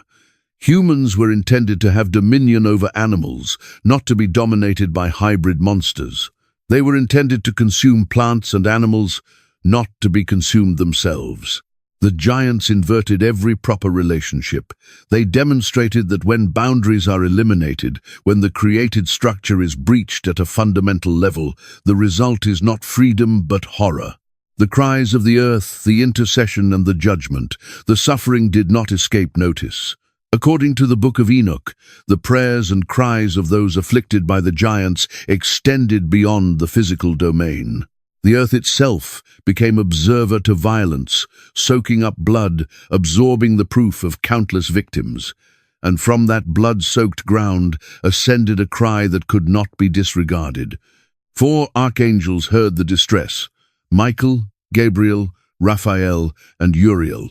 These chief angels, these mighty servants of the divine throne, perceived what was transpiring on earth. They witnessed the violence committed by the giants. They observed the corruption instructed by the watchers. They heard the desperate prayers of humans being hunted and consumed, and they presented the matter before God.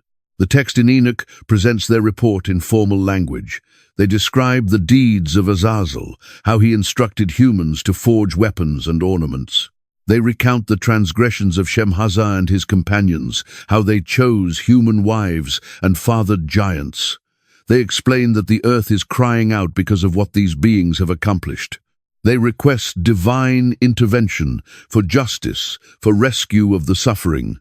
This intercession holds theological significance. It demonstrates that heaven remained conscious of earth. The rebellion of the Watchers did not separate humanity from divine concern. Prayer was acknowledged. Suffering was observed. The archangels, remaining faithful to their designated tasks, carried the cries of creation to the throne of judgment. The cosmic structure had mechanisms for addressing breaches. God's reaction arrived in multiple components. First, instructions went to Uriel to warn Noah. The righteous man would be informed about the coming flood. He would obtain specifications for constructing an ark. He would be provided time to prepare, to assemble his family, to rescue representatives of animal life. Mercy would be extended to the one household that had not participated in corruption. Second, Raphael obtained orders regarding Azazel. The fallen angel who had instructed weapon crafting and corruption would be restrained hand and foot. He would be hurled into darkness among rough stones. He would stay imprisoned there until the day of judgment, when he would be thrown into eternal fire. The punishment would be both immediate and eschatological, confinement now and obliteration later. Third, Gabriel was dispatched to the Nephilim themselves. The giants would be turned against each other. Father would battle son, brother would war against brother. They would obliterate one another in mutual violence. The beings who had existed by consumption would perish by consuming each other. They would not survive 70 generations, meaning they would die in the flood that would arrive within those generations. Fourth, Michael obtained instructions about Shemhaza and his fellow watchers. They would be restrained beneath the hills of the earth. For 70 generations they would stay imprisoned, observing in spiritual agony as their offspring obliterated each other, and then were themselves obliterated in the flood. After those 70 generations, they would be brought forth to fire and torment for all eternity. The judgment was thorough. The watchers would be imprisoned. Their children would obliterate themselves before drowning in the flood. Azazel would be restrained separately due to his particular guilt, and humanity would be reduced to one family from which a new beginning could emerge. Every element of the corruption would be addressed. Every participant would encounter consequences.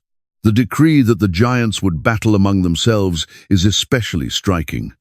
These beings had already shifted to cannibalism under pressure of appetite. Now they would be driven to civil conflict, fighting each other as the world grew more hostile. Perhaps the earth ceased yielding food. Perhaps the remaining animals all fled or perished. Whatever the mechanism, the giants found themselves with only each other as resources. The aftermath. The spirits of the slain giants as demons. The flood arrived. Waters covered the earth. Every creature that breathed air died. The giants, despite their enormous magnitude and strength, drowned along with everything else. Their bodies sank beneath the waves, their flesh dissolved. Their bones settled into mud. The physical forms of the Nephilim were obliterated. But according to ancient tradition, their account did not conclude with their physical death. The Book of Enoch presents a concept that would profoundly shape later Jewish and Christian demonology. When the giants perished, their spirits did not follow the normal path of departed souls. Human spirits, whether righteous or wicked, went to Sheol, the realm of the dead, to await judgment. But the spirits of the Nephilim took a different course. Being hybrid creatures, neither fully angelic nor fully human, they did not fit into the established categories. These spirits became what later tradition would identify as demons, evil spirits, unclean entities, malevolent forces that roamed the earth, seeking to damage humanity. According to Enoch, this was their punishment and their essence. They would remain on earth, disembodied, unable to rest, unable to pass on, compelled to wander and cause suffering until the final judgment. The text describes how these spirits emerge from the bodies of the giants. They arise as beings of wickedness, causing destruction, attacking, doing damage, and generating trouble on the earth. They take no food, but remain invisible and rise up against humanity. They cause suffering, both physical and spiritual, afflicting people with diseases, leading them into transgression, spreading corruption wherever they travel. This explanation supplied answers to questions that troubled ancient believers. Where did demons originate? Why did invisible forces seem to assault and oppress people? What clarified the persistence of evil even after wicked people perished? The spirits of the dead Nephilim offered a thorough answer. These hybrid beings, products of forbidden relationship, continued their work of corruption even after losing physical form. The theory connected logically to the broader Nephilim account. The giants had been agents of violence and consumption in their physical existence. Their spiritual existence would continue that pattern. They had fed on humans bodily. Now they would assault humans spiritually. They had defiled the antediluvian world. Now they would attempt to defile the post-flood world. Their essence had not transformed, only their form. Several passages in Scripture seem to reference this tradition without clarifying it fully. Job describes Satan roaming through the earth. The Gospels frequently mention demons possessing people or causing illness. The Apostle Paul composes about spiritual forces of wickedness in the heavenly places. These references indicate an entire realm of malevolent spiritual beings operating in the world, seeking to damage and corrupt humanity. Early Christian interpreters linked these biblical references to the Enochian tradition. Justin Martyr, composing in the 2nd century, explicitly instructed that demons were spirits born from the relationship of angels and women. Other church fathers concurred. The connection became standard instruction in early Christianity. When believers contemplated demons, they contemplated the spirits of dead giants. This view clarifies several characteristics of demons as portrayed in Scripture. They are numerous, which corresponds if they derive from many giants. They are hostile to humanity, continuing the violence of their physical forebears. They are intelligent and powerful, having inherited angelic knowledge from their watcher fathers. Yet they are not as powerful as angels, being only the spirits of hybrid creatures instead of true angels themselves. The demons cannot materialize bodies as angels apparently can. They must possess existing creatures if they desire physical expression. This limitation makes sense if they are merely spirits instead of complete spiritual beings. Their disembodied state represents punishment. They lost their physical forms in the flood. They cannot regain them. They can only occupy bodies not their own, and even that temporarily. Jesus' ministry included frequent confrontations with demons. The Gospels document him casting out unclean spirits, commanding them to depart possessed individuals. The demons recognize him, identify him as Son of God, plead with him not to torment them before the appointed time. These interactions indicate the demons understand their ultimate destiny, comprehend that judgment awaits, but resist it as long as possible. One especially intriguing incident involves demons called Legion, because they are many.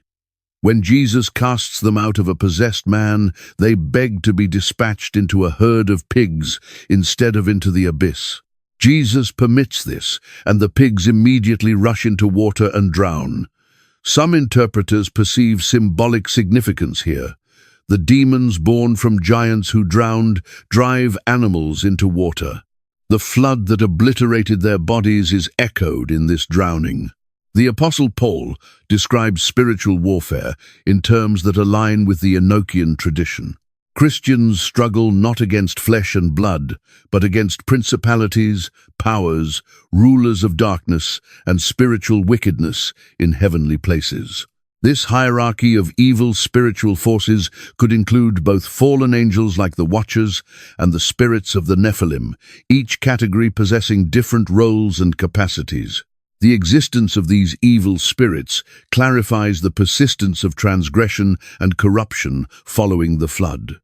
The physical cause of wickedness, the giants themselves, had been obliterated, but the spiritual cause continued. The demons remained, laboring to defile the new world as their physical ancestors had defiled the old. They could not consume people physically anymore, but they could still guide them into transgression, causing spiritual instead of bodily consumption. This tradition also supplied hope.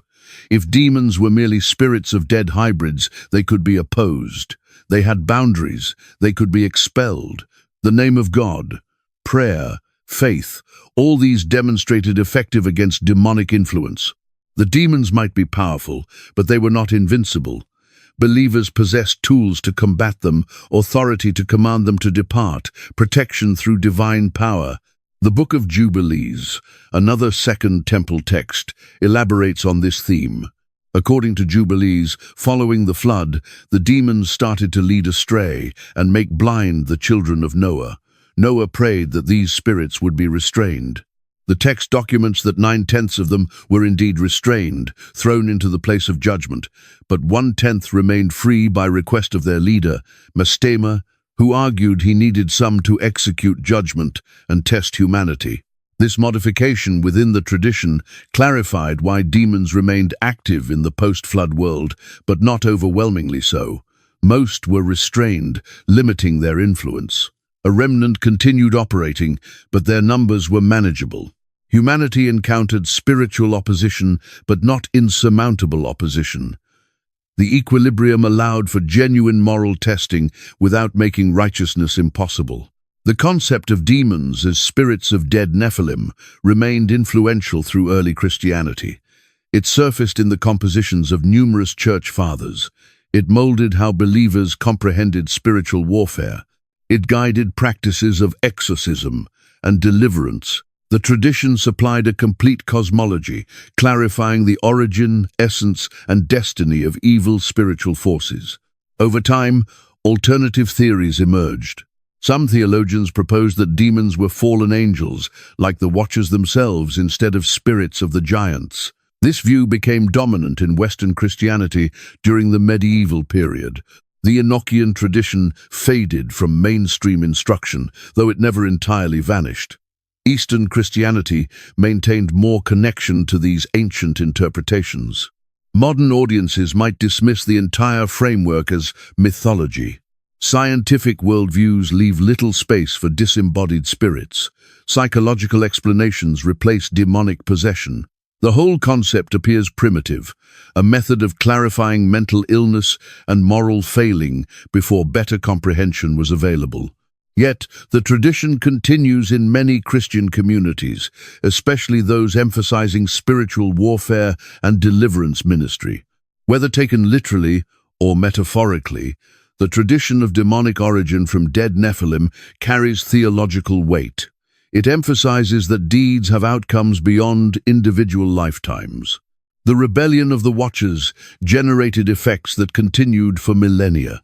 It indicates that spiritual realities persist even when physical realities transform, and it warns that corruption once presented is difficult to completely eradicate. The spirits of the slain giants, wandering the earth seeking to damage and corrupt humanity, represent the enduring legacy of cosmic rebellion.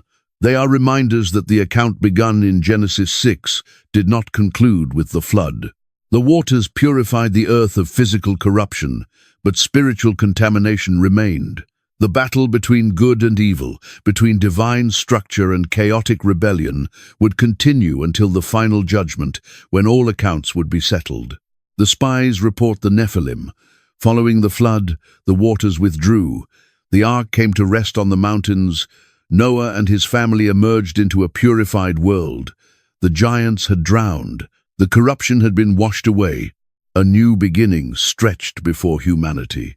Yet the account of the Nephilim was not finished. These beings who should have been extinct surfaced again in the biblical narrative centuries after the flood supposedly obliterated them. The Book of Numbers documents a pivotal moment in the journey toward the Promised Land. Moses dispatches 12 spies to scout the territory of Canaan. These men are leaders of the tribes, experienced and capable. They spend 40 days examining the land, observing its peoples, evaluating its defenses. When they return, they bring both good news and terrifying news. The land is indeed rich. It flows with milk and honey, just as God assured. The spies bring back enormous clusters of grapes, so large that 2 men must carry them on a pole between them.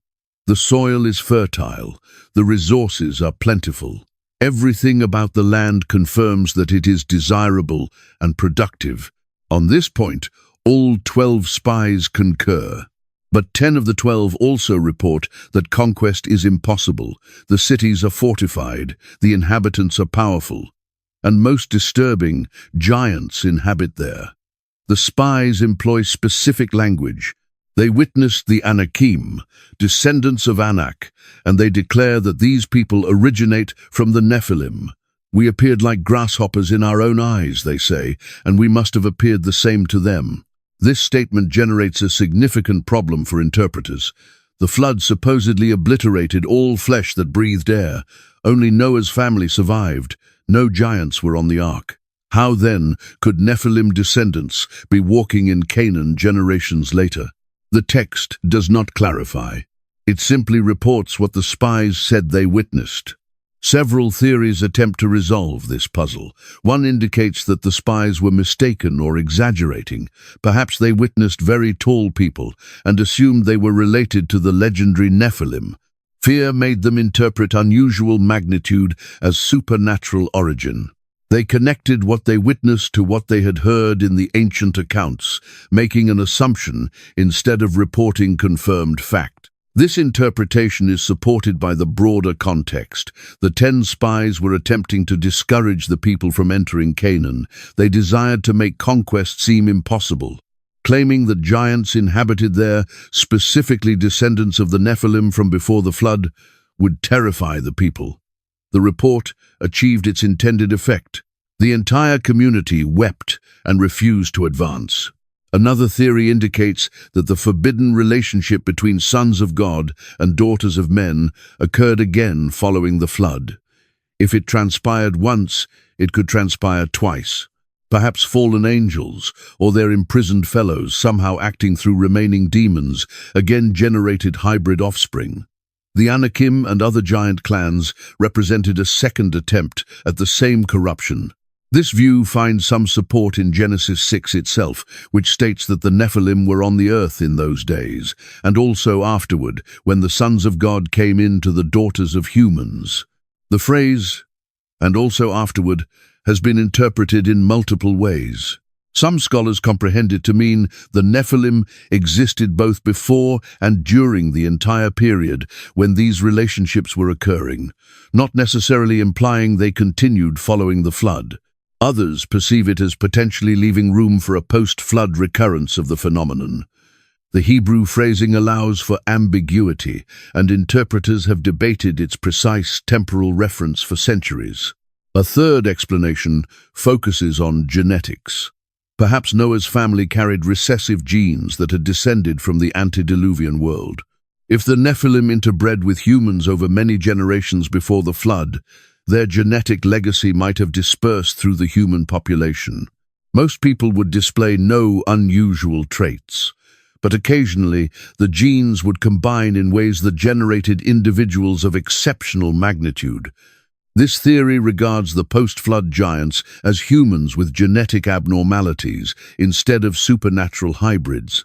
They were very tall people, possibly suffering from conditions like gigantism caused by pituitary disorders. Ancient peoples, witnessing individuals 9 or 10 feet tall, naturally connected them to the legendary Nephilim. The connection was cultural and interpretive instead of literally genetic from pre-flood giants. The biblical text itself offers some support for this view. The giants in Canaan are not identified as Nephilim directly. They are identified as Anakim, Emim, Rephaim, different names for different groups. Only the spies' report in Numbers makes the connection to Nephilim.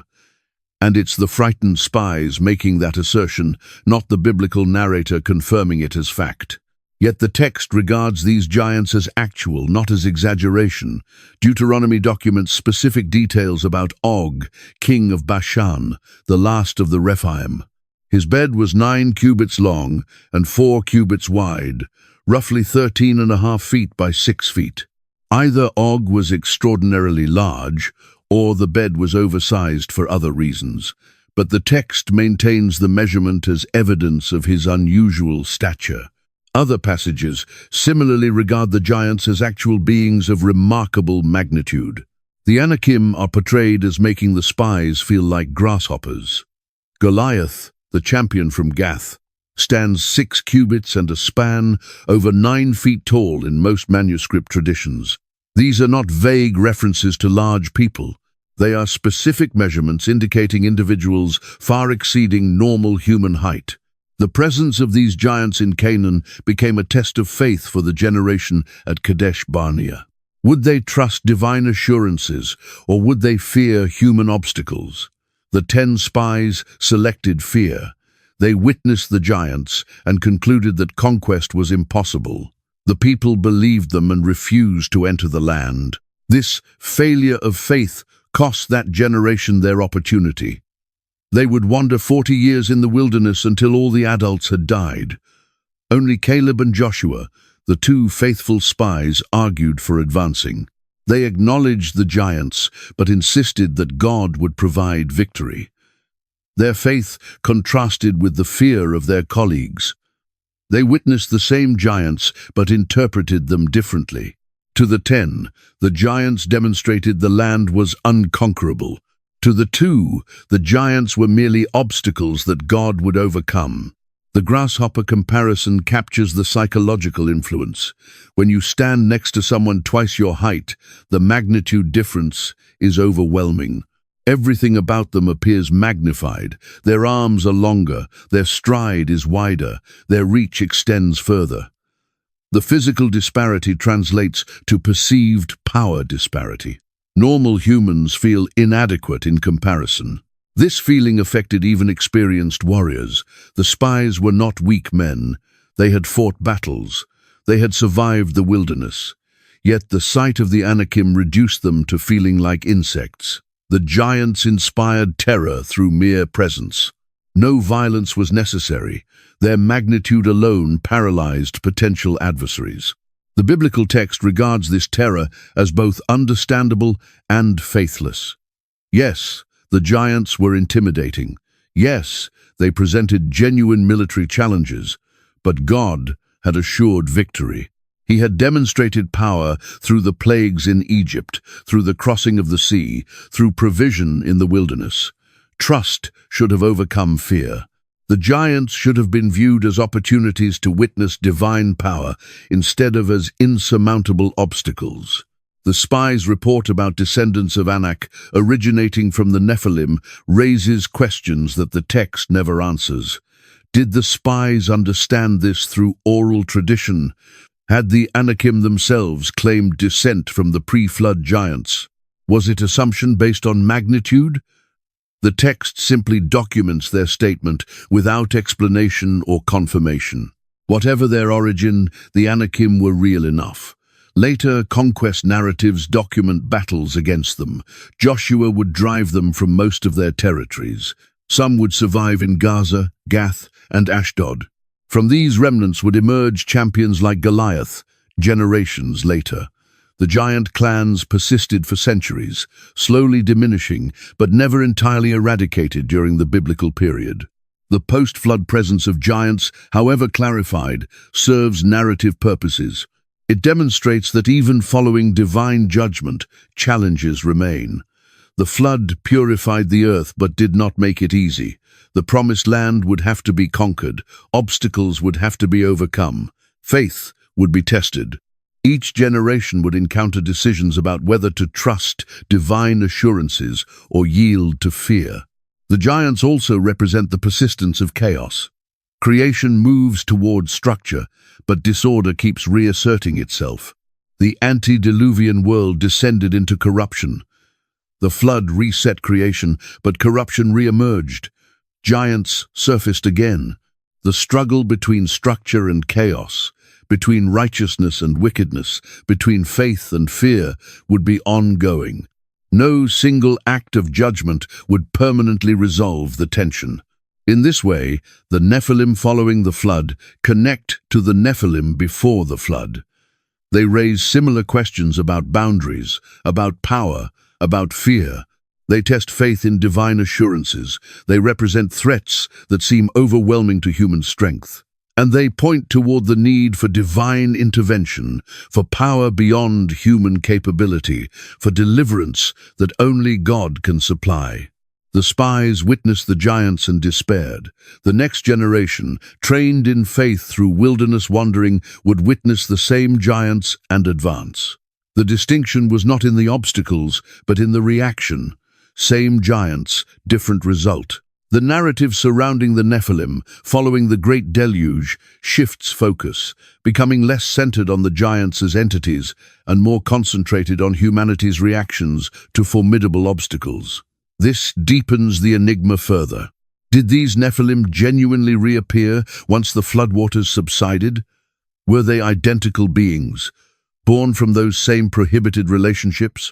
Or might they have been simply unusually tall humans, remarkable yet entirely natural, linked to the antediluvian giants solely through inherited cultural narratives and anxious speculation?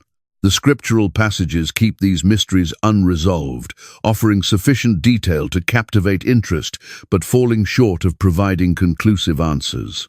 What stands undeniable is that these giants, regardless of their true essence, occupied pivotal positions during decisive historical moments. They triggered the catastrophic flood described in Genesis. They almost succeeded in blocking the conquest detailed in Numbers. They would stand as adversaries to warriors throughout Joshua, Judges, and Samuel. Their appearances signified crucial junctures, trials of belief, and occasions for divine strength to manifest itself. The account that commenced before the waters came persisted long after those waters withdrew, reverberating across successive generations until the final giant eventually perished. The final giants, the military campaigns of Joshua, and the triumphs of David. The deluge receded. Earth experienced renewal, yet the specter of these colossal beings remained throughout Canaan. When Abraham's offspring drew near to the land promised them, they discovered it occupied by survivors of those primeval lineages. The Anakim emerged as the most notable among these remnants.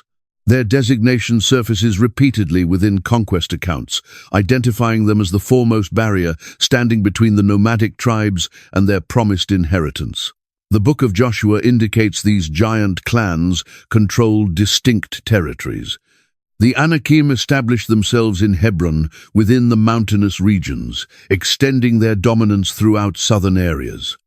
Further out dwelled the Emim, characterized in scripture as both towering and plentiful.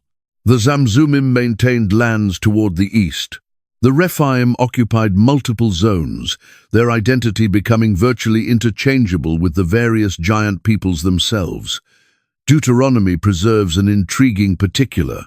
King Og, ruler of Bashan, owned an iron bed measuring 9 cubits long, translating to approximately 13 feet. Whether this dimension reflects his genuine stature or functions as monarchical exaggeration continues sparking debate, though the passage presents it as proof of his Rephaim heritage. Joshua's military operations deliberately targeted these groups.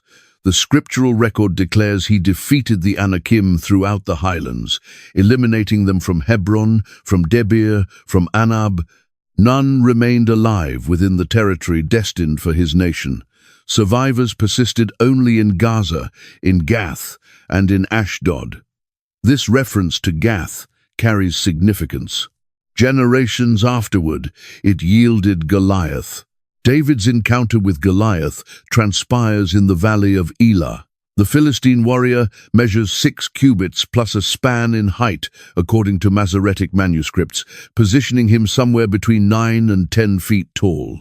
The Septuagint, alongside Dead Sea Scrolls versions, provide a reduced measurement of 4 cubits and a span, approximating 6 to 7 feet.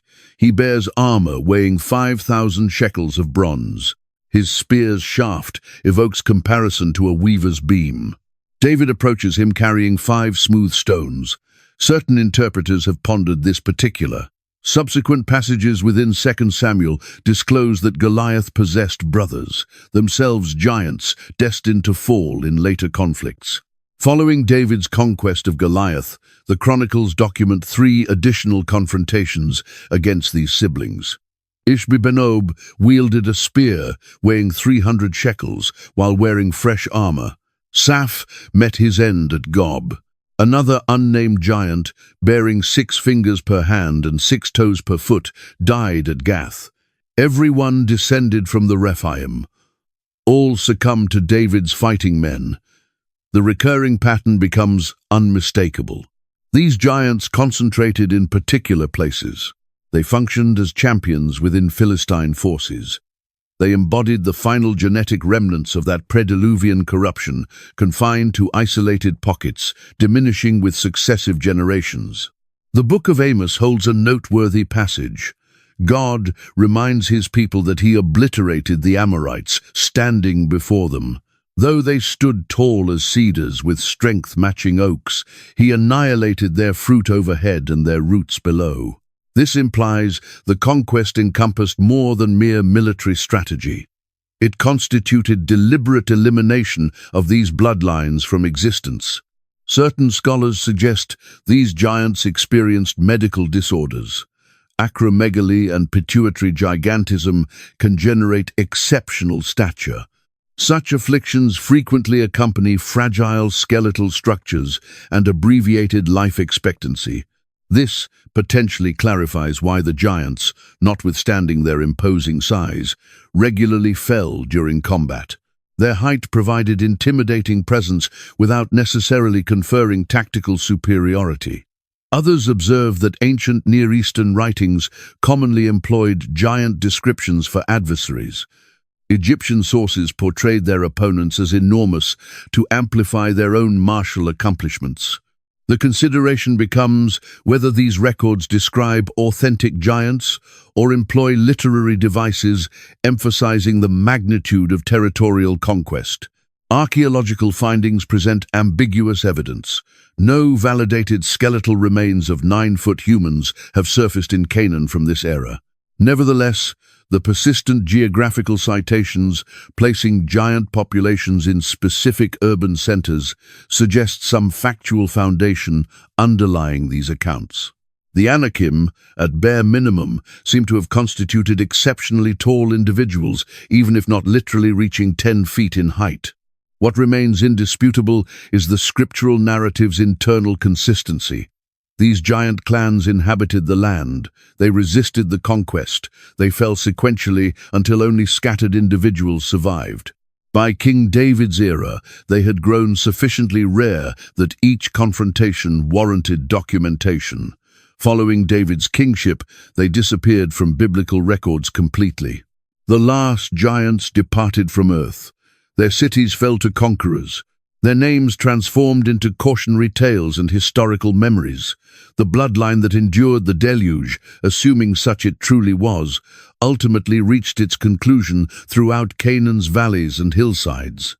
Worldwide giants, examining comparative mythology concerning colossal beings. Hebrew scriptures mention giants in Canaan, but narratives describing enormous beings surface across virtually every human civilization. The question naturally emerges, why do these accounts develop independently across separated lands?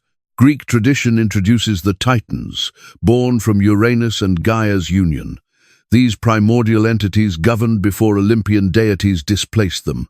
The Gigantomachy, depicting warfare between gods and giants, constitutes a foundational myth within Hellenic civilization.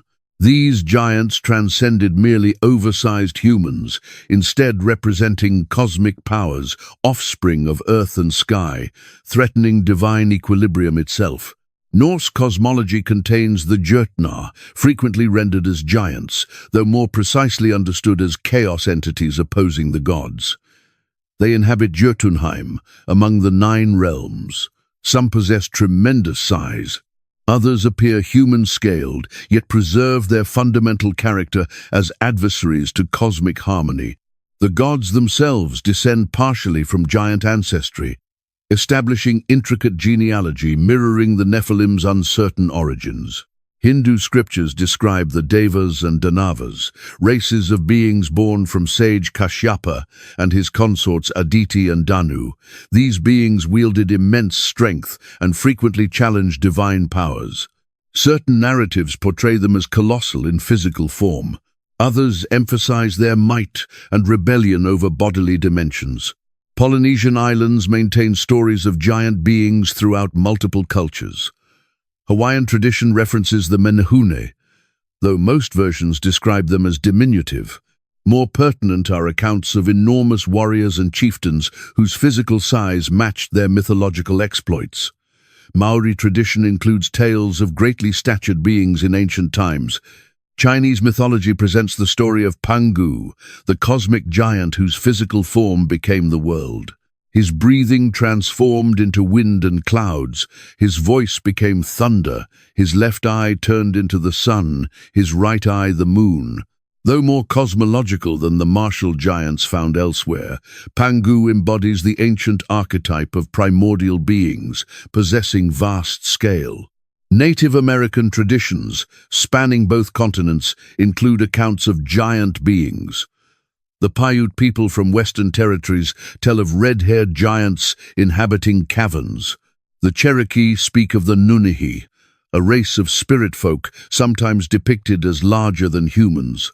The patterns differ, yet the prevalence of these stories throughout diverse tribes indicates profound roots in oral tradition. The consideration becomes what accounts for this universal pattern. Scholars have advanced multiple theories, though none has achieved widespread acceptance.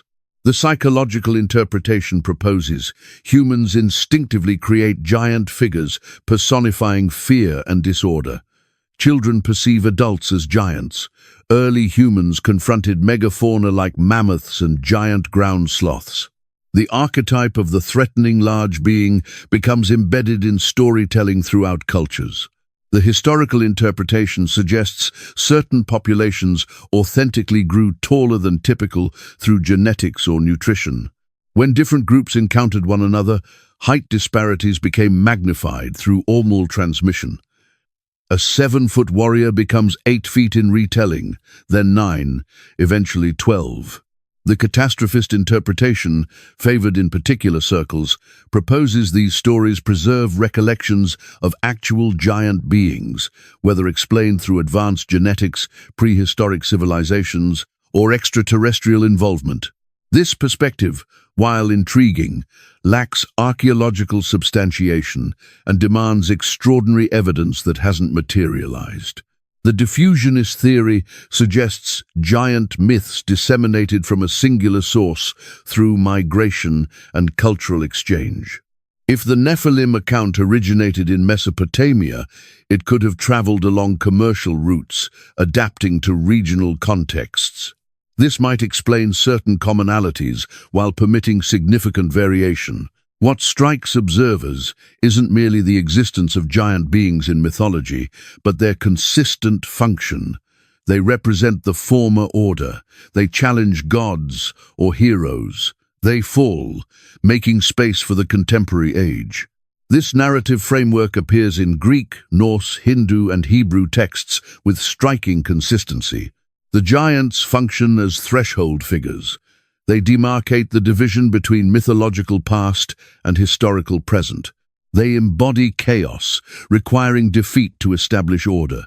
Their overthrow becomes a foundational narrative, explaining how the current world came into being. Whether these stories preserve memories of genuine events or represent universal human psychology remains under debate. The archaeological record demonstrates no evidence of 10-foot humans inhabiting Earth during historical periods. Yet the stories endure, carrying significance across millennia and civilizations.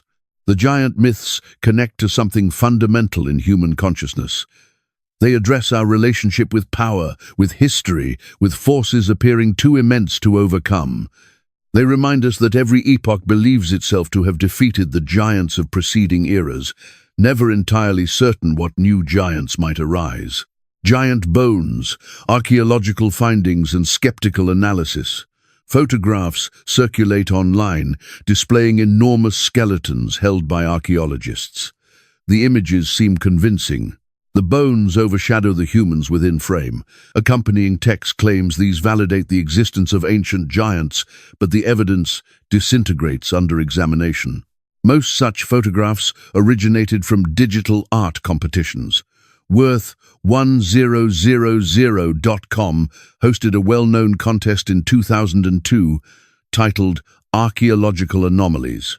Participants employed photo manipulation software, creating persuasive, fabricated images. These images escaped their original setting and proliferated across the internet as legitimate archaeological discoveries.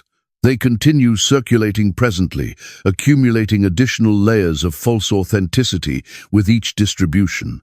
Certain reports of giant bones possess historical foundation, but closer investigation reveals ordinary explanations. Throughout the 1800s and early 1900s, newspapers regularly published accounts of enormous skeletons unearthed in burial mounds. These reports seldom included scientific confirmation. When properly investigated, such bones characteristically proved to be mastodons, mammoths, or other extinct megafauna. Thomas Jefferson himself collected bones from Big Bone Lick in Kentucky, initially believing they might belong to giant humans. Scientific examination revealed them as belonging to mammoths and ground sloths. The mistake was genuine, but educational. Without adequate anatomical expertise, large bones can mislead even meticulous observers. The Cardiff giant offers a cautionary example. In 1869, workers excavating a well in Cardiff, New York, uncovered a 10-foot stone figure. Thousands paid admission to observe what many considered a petrified giant, perhaps even validation of the Nephilim. Investigation exposed it as a fabrication created by George Hull, who commissioned sculptors to carve the figure from gypsum. He buried it and subsequently orchestrated its discovery. The giant was fraudulent, but conviction in its authenticity spread quickly. Actual medical disorders can generate exceptional height. Robert Wadlow, the tallest man in verified medical documentation, achieved 8 feet 11 inches due to hyperplasia of his pituitary gland. He required leg braces and a walking cane. His condition proved painful and contributed to his death at 22 years old. Gigantism produces height, but accompanies severe disadvantages. Acromegaly generates excessive growth in adults after growth plates have fused. It causes enlargement of hands, feet, and facial characteristics. Andre the Giant suffered from this disorder, reaching 7 feet 4 inches. Such conditions remain rare and carry substantial health complications. A population of 9-foot warriors would face collective medical difficulties, making them inadequate soldiers despite their stature. Archaeological locations in Canaan from the Bronze Age reveal no indication of systematically larger humans. Skeletal remains from Jericho, Hazor, and other cities indicate populations with average heights matching other ancient Near Eastern peoples. Some individuals stood taller than average, as occurs in any population, but nothing suggesting a distinct race of giants. Megalithic structures fuel speculation regarding giant builders. How did ancient peoples transport stones weighing hundreds of tons? The explanation lies not in giant laborers, but in ingenious engineering. The ancient Egyptians documented their construction methods. They utilized ramps, levers, rollers, and large crews of normal-sized humans. Experiments have successfully duplicated these techniques. The Moai of Easter Island weigh up to 80 tons. Local tradition describes they walked to their positions. Modern experiments demonstrate this possible, using ropes and coordinated rocking movements. No giants necessary, simply knowledge and collaboration. Certain researchers cite biblical and historical texts describing tall people as evidence, but descriptions require contextualization. Ancient people averaged considerably shorter than modern populations. A man standing 6.5 feet tall in 1000 BCE would appear giant-like compared to contemporaries averaging 5 feet 4 inches. Goliath at 9 feet seems more credible if most soldiers stood 5.5 feet, though even this requires accepting biblical measurements at face value. The Smithsonian Institution routinely receives inquiries regarding giant skeletons supposedly in their collections. They maintain a page refuting these assertions. No such skeletons exist in their holdings. The rumor persists that they're concealing evidence, but this conspiracy theory necessitates assuming coordinated deception across all major museums, universities, and archaeological institutions worldwide. Misidentified fossils continue generating confusion. In 2007, assertions emerged of a giant human skeleton discovered in Saudi Arabia. The photograph depicted scientists surrounding an enormous skeleton in situ. Reverse image searching exposed the photo as another submission from the 2002 digital art contest, recycled with a new fabricated narrative. The attraction of giant skeletons lies in their promise of hidden history. They suggest our comprehension of the past is incomplete, that mystery still exists beneath the surface. This yearning for wonder is human and comprehensible, but wonder shouldn't demand abandoning skepticism. Genuine mysteries exist in archaeology. We continue uncovering new information regarding ancient civilizations, but the evidence must be scrutinized carefully, sources authenticated, and claims tested against physical reality. Photographs without provenance, newspaper accounts without follow-up, and tales of suppressed evidence don't constitute proof. The bones of giants, if they ever existed, have left no trace surviving scientific examination. What remains are stories, misidentifications, and the persistent human inclination to perceive what we wish to perceive. The seed of the woman, the Nephilim, in early Christian theology. The New Testament makes no explicit mention of the Nephilim by designation, but early Christian authors perceived connections woven throughout the text, particularly in passages addressing fallen angels and the antediluvian world. The first letter of Peter contains an enigmatic passage. After discussing Christ's death and resurrection, Peter writes that Jesus went and proclaimed to the spirits in prison, those who disobeyed long ago when God waited patiently in the days of Noah. The text situates these disobedient spirits specifically in the period preceding the flood. Early Christians reading this passage immediately connected it to Genesis 6 and the sons of God who took human wives. The second letter of Peter provides additional detail. God did not spare the angels when they sinned, but cast them into Tartarus, placing them in chains of darkness until the judgment. The Greek text employs the word Tartarosas, evoking the ancient Greek concept of a deep abyss, though English translations vary in how they render this expression. He did not spare the ancient world, but preserved Noah, a herald of righteousness, when he brought the flood upon the world of the ungodly. The sequence is intentional. Sinning angels, then the flood. The connection to Genesis 6 seemed apparent to early interpreters. The letter of Jude draws even more explicitly on the tradition. It references angels who did not keep their proper domain but abandoned their own dwelling. God has kept them in eternal chains under darkness for the judgment of the great day. Then Jude adds a striking comparison. Just as Sodom and Gomorrah and the surrounding cities gave themselves up to sexual immorality and pursued unnatural desire, they serve as an example by undergoing the punishment of eternal fire. The parallel implies the angel's sin was sexual in character, matching the Genesis 6 account of divine beings taking human wives. Jude goes further, directly citing the Book of Enoch. He quotes Enoch's prophecy about the Lord coming with tens of thousands of his holy ones to execute judgment. This citation of non-canonical text by a New Testament author created theological complications. If Jude quotes Enoch approvingly, Does that validate Enoch's entire narrative about the Watchers and Nephilim? Early church fathers grappled with these passages. Justin Martyr, writing in the 2nd century, explicitly accepted the angel interpretation. He described how angels transgressed their appointed order, became captivated by love of women, and fathered sons who are called demons.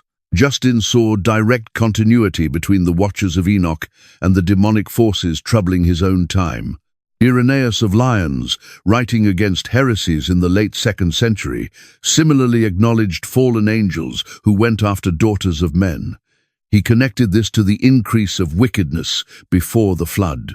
Though he focused primarily on combating Gnostic teachings, his casual acceptance of the angel view suggests it was mainstream in his context.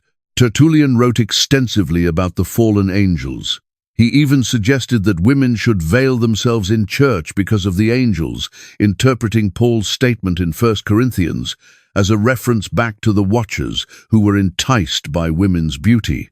Tertullian saw the Enochian narrative as explaining the origin of idol worship, magic, and astrology, all introduced by the fallen angels. Clement of Alexandria incorporated the Watcher story into his understanding of human history. The angels fell through lust. Their offspring were giants. These giants, though destroyed in body, became the demons that plague humanity. Clement wove this into a larger narrative about the corruption of knowledge and the need for divine revelation to restore truth. But questions arose. How could angels, being spirits, engage in physical reproduction? Did they possess material bodies, or did they temporarily assume flesh for this purpose? The mechanics troubled theologians. More fundamentally, the angel interpretation created a problem for understanding evil's origin. If angels fell through lust, that suggested a flaw in their created nature. But Orthodox theology held that God created all things good. How then did angels develop sinful desires? Additionally, Jesus stated that angels neither marry nor are given in marriage. How could this be reconciled with angels taking wives in Genesis 6? Some argued that fallen angels, having rebelled, were no longer subject to angelic limitations. Others saw this as evidence against the angel interpretation entirely. By the 4th and 5th centuries, alternative interpretations gained traction. Augustine of Hippo, the most influential Western theologian, rejected the angel view. He argued that sons of God referred to the descendants of Seth, the righteous line, who intermarried with the descendants of Cain. The Nephilim were simply violent men, not supernatural hybrids. The flood came because of human wickedness, not angelic corruption. Augustine's interpretation became standard in Western Christianity. The angel view persisted in Eastern traditions longer, but gradually faded from mainstream theology. The Book of Enoch, once widely read, became marginalized except in the Ethiopian Orthodox Church, which retained it in its biblical canon. Yet the New Testament passages remained. Peter and Jude still spoke of imprisoned angels and antediluvian judgment. These texts continued troubling commentators who sought to explain them without reference to the Enochian narrative.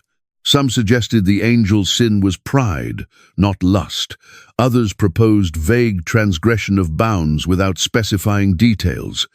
The early Christian engagement with the Nephilim tradition reveals how communities interpret ancient texts through their contemporary concerns. The Church Fathers read Genesis 6 through the lens of their battles with demons, their understanding of evil's origin, and their need to explain suffering in a world created by a good God.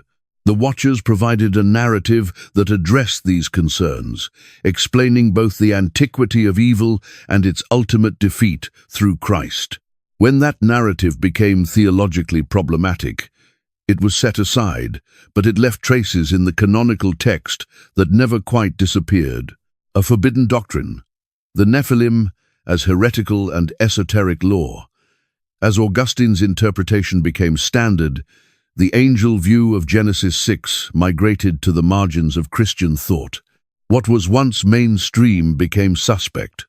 By the medieval period, serious engagement with the Enochian narrative marked one as dabbling in questionable material.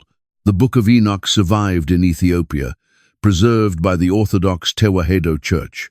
Elsewhere, fragments existed in quotations and occasional manuscripts, but comprehensive texts vanished from European circulation. The loss was not accidental. Church authorities viewed the elaborate angelology and demonology in Enoch as dangerous, potentially leading believers into superstition or worse. Medieval grimoires and magical texts, however, seized upon the Watcher's narrative. Books like The Key of Solomon and The Lesser Key contained lists of demons with detailed descriptions of their powers and the methods to summon them. Many of these demons bore names derived from the Watchers. Azazel, Semjaza, and others appeared as entities that could be commanded through ritual. This association poisoned the well for respectable theology. If practitioners of forbidden arts drew upon the Enochian tradition, then serious scholars avoided it. The angel interpretation became increasingly linked with magic, divination, and other practices the Church condemned. The Renaissance brought renewed interest in ancient texts. Scholars studying Hebrew encountered rabbinical commentaries that preserved the angel interpretation. Some Jewish mystical traditions elaborated extensively on the Watchers, incorporating them into complex systems of cosmic hierarchy. Christian Kabbalists, seeking hidden wisdom, explored these ideas despite their controversial nature, but mainstream theology remained committed to the Sethite view. Protestant reformers returning to Scripture had opportunities to reconsider Genesis 6, yet most followed the established interpretation.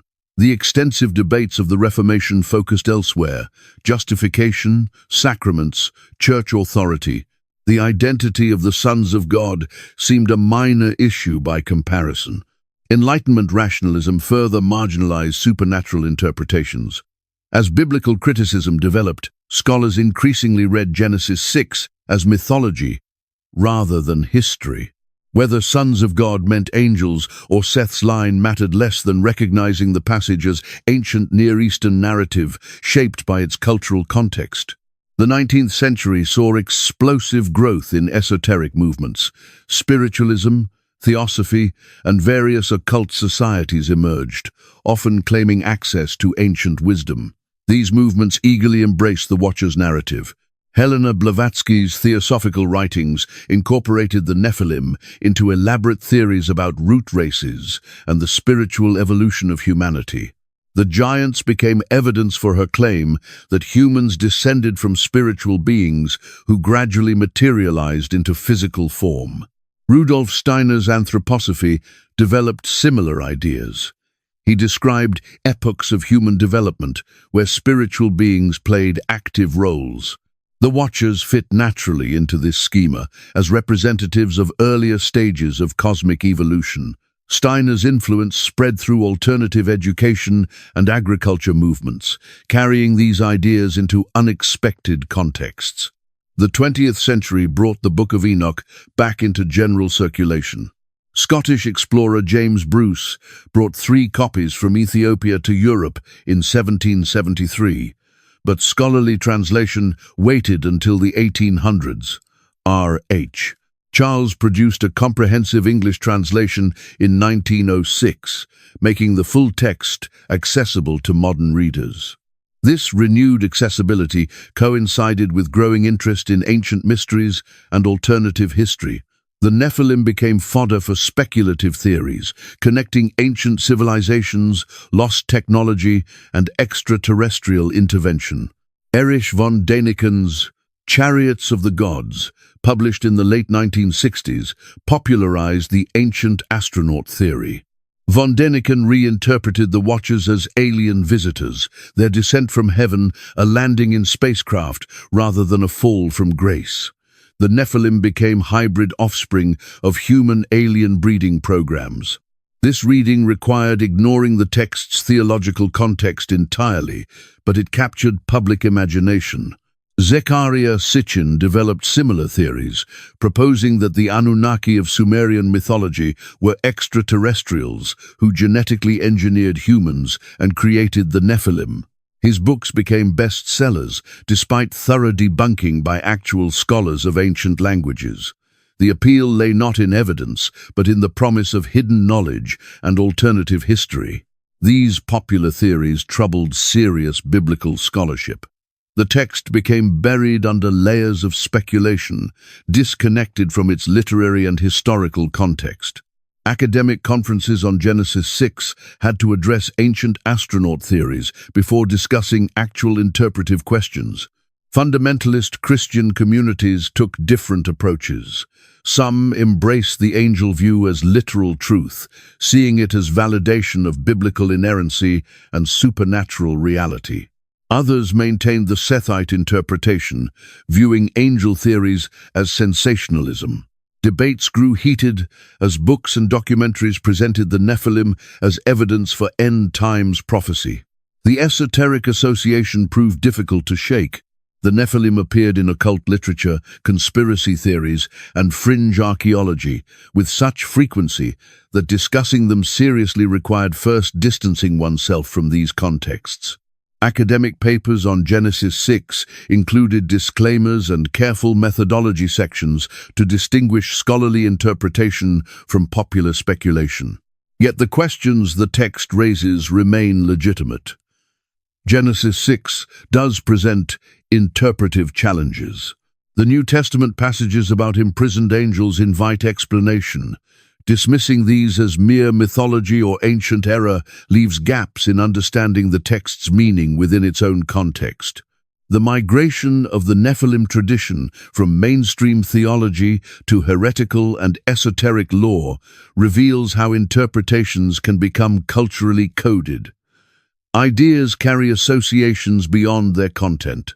The angel view became marked as dangerous or foolish, not solely through textual analysis, but through its adoption by movements the mainstream rejected. Whether that marginalization was justified or represents a loss of early Christian insight remains debated, but the effect is clear. Discussing the Nephilim today requires navigating a minefield of associations, distinguishing legitimate inquiry from sensationalism, and constantly clarifying which tradition one engages with. The eternal return, the Nephilim, in modern culture and conspiracy. The Nephilim have experienced a remarkable resurgence in contemporary culture. They appear in blockbuster films, best-selling novels, video games, and countless online forums. This ancient mystery has become a fixture of modern mythology, adapted and reinterpreted for new audiences. The entertainment industry discovered the dramatic potential of fallen angels and their giant offspring. The television series Supernatural featured Nephilim prominently, portraying them as powerful beings caught between human and angelic nature. The character Jack, son of an angel and a human woman, became central to later seasons. His struggle with identity and power resonated with viewers, translating ancient myth into contemporary drama. Video games embraced the mythology enthusiastically. Darksiders built its entire premise around the Nephilim, reimagining them as the four horsemen of the apocalypse. Devil May Cry featured half-demon, half-human heroes, echoing the hybrid nature of the original giants. Diablo incorporated Nephilim-inspired creatures throughout its dark fantasy world. These games gave players the chance to inhabit these mythic roles, experiencing the power and conflict of beings between worlds. Literature found rich material in the tradition. Novels ranging from young adult fantasy to literary fiction incorporated Nephilim characters and themes. The appeal lies partly in the built-in conflict. Beings who don't fit purely in either human or divine categories, struggling with dual natures and contested origins. But beyond entertainment, the Nephilim have become central to contemporary conspiracy theories. Online communities discuss them with intense conviction, connecting them to everything from government cover-ups to the bloodlines of ruling elites. The Nephilim bloodline theory proposes that giant DNA survived the flood and persists in certain families today. Proponents claim this explains why particular dynasties maintain power across generations. The theory merges with older anti-Semitic conspiracy theories about bloodlines, creating toxic combinations that traffic in ancient prejudices wearing new masks. Some versions connect Nephilim to claims about the Illuminati or other secret societies. The logic suggests these groups possess forbidden knowledge inherited from the Watchers, giving them power over normal humans. This narrative provides a simple explanation for complex social inequalities. Mysterious forces operating behind the scenes rather than systemic factors requiring nuanced analysis. Ancient astronaut theories continue evolving. Recent versions propose that the return of the Nephilim is imminent, that extraterrestrial beings will reveal themselves and claim humanity as their creation. Some link this to transhumanism and genetic engineering, suggesting modern science is recreating the conditions of Genesis 6 through technology. YouTube channels dedicated to these topics accumulate millions of views. Production values have improved dramatically. Slickly edited videos present speculation as investigation, mixing legitimate archaeological footage with unfounded claims. The format creates an appearance of authority that casual viewers may not question. The internet's structure facilitates these theories' spread. Algorithms reward engagement, and controversial content generates engagement. Someone watching one video about giants gets recommended increasingly extreme content. This creates echo chambers, where speculative ideas become treated as established fact through repetition. QAnon conspiracy theories absorbed Nephilim mythology into their broader narrative. The sprawling, ever-evolving conspiracy incorporated elements from multiple traditions, including claims about bloodlines and hidden powers. Though QAnon's specific predictions failed repeatedly, the community adapted, and Nephilim themes persisted as explanatory frameworks. Religious communities engage with this material in varying ways. Some evangelical circles teach about Nephilim as literal history and end-times prophecy. Books like The Nephilim and The Pyramid of the Apocalypse present these ideas as biblical truth essential for understanding current events. Conferences and seminars attract substantial audiences seeking to decode hidden meanings. Other Christian leaders push back, viewing this focus as distraction from core gospel teachings. They argue that obsession with Nephilim speculation pulls believers into sensationalism and away from practical faith. The debate sometimes grows acrimonious, with each side questioning the other's biblical fidelity. Academic conferences on pseudo-archaeology and conspiracy theories now regularly address Nephilim claims. Scholars examine why these narratives persist and spread. The psychological appeal is clear. They offer simple answers to complex questions, provide a sense of special knowledge, and create communities bound by shared belief in hidden truths. The proliferation of DNA testing services sparked new iterations of the theory. Some claim genetic markers reveal Nephilim ancestry. Companies have begun offering tests supposedly identifying non-human DNA, playing on these beliefs. These services lack scientific validity but find customers among conspiracy theorists. Social media amplifies the spread. Memes about giants get shared millions of times. Each sharing adds credibility in the eyes of believers. When mainstream sources debunk these claims, conspiracy theorists see it as evidence of cover-ups rather than corrections. The question arises, why now? Why has this ancient story captured modern imagination so intensely? Several factors converge. The internet democratized information distribution, allowing anyone to present theories without traditional gatekeeping. This enables both beneficial and harmful content to spread rapidly. Visual media technology makes creating convincing fake evidence easier than ever before. Modern anxieties seek explanations.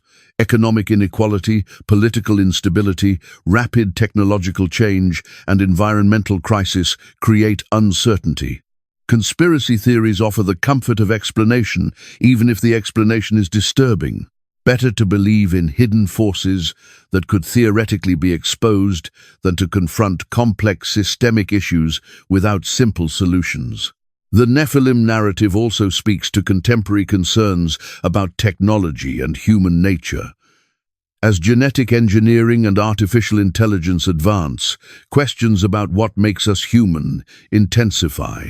The ancient story of beings who transgressed boundaries between categories resonates with current debates about enhancement, modification, and the limits of human intervention.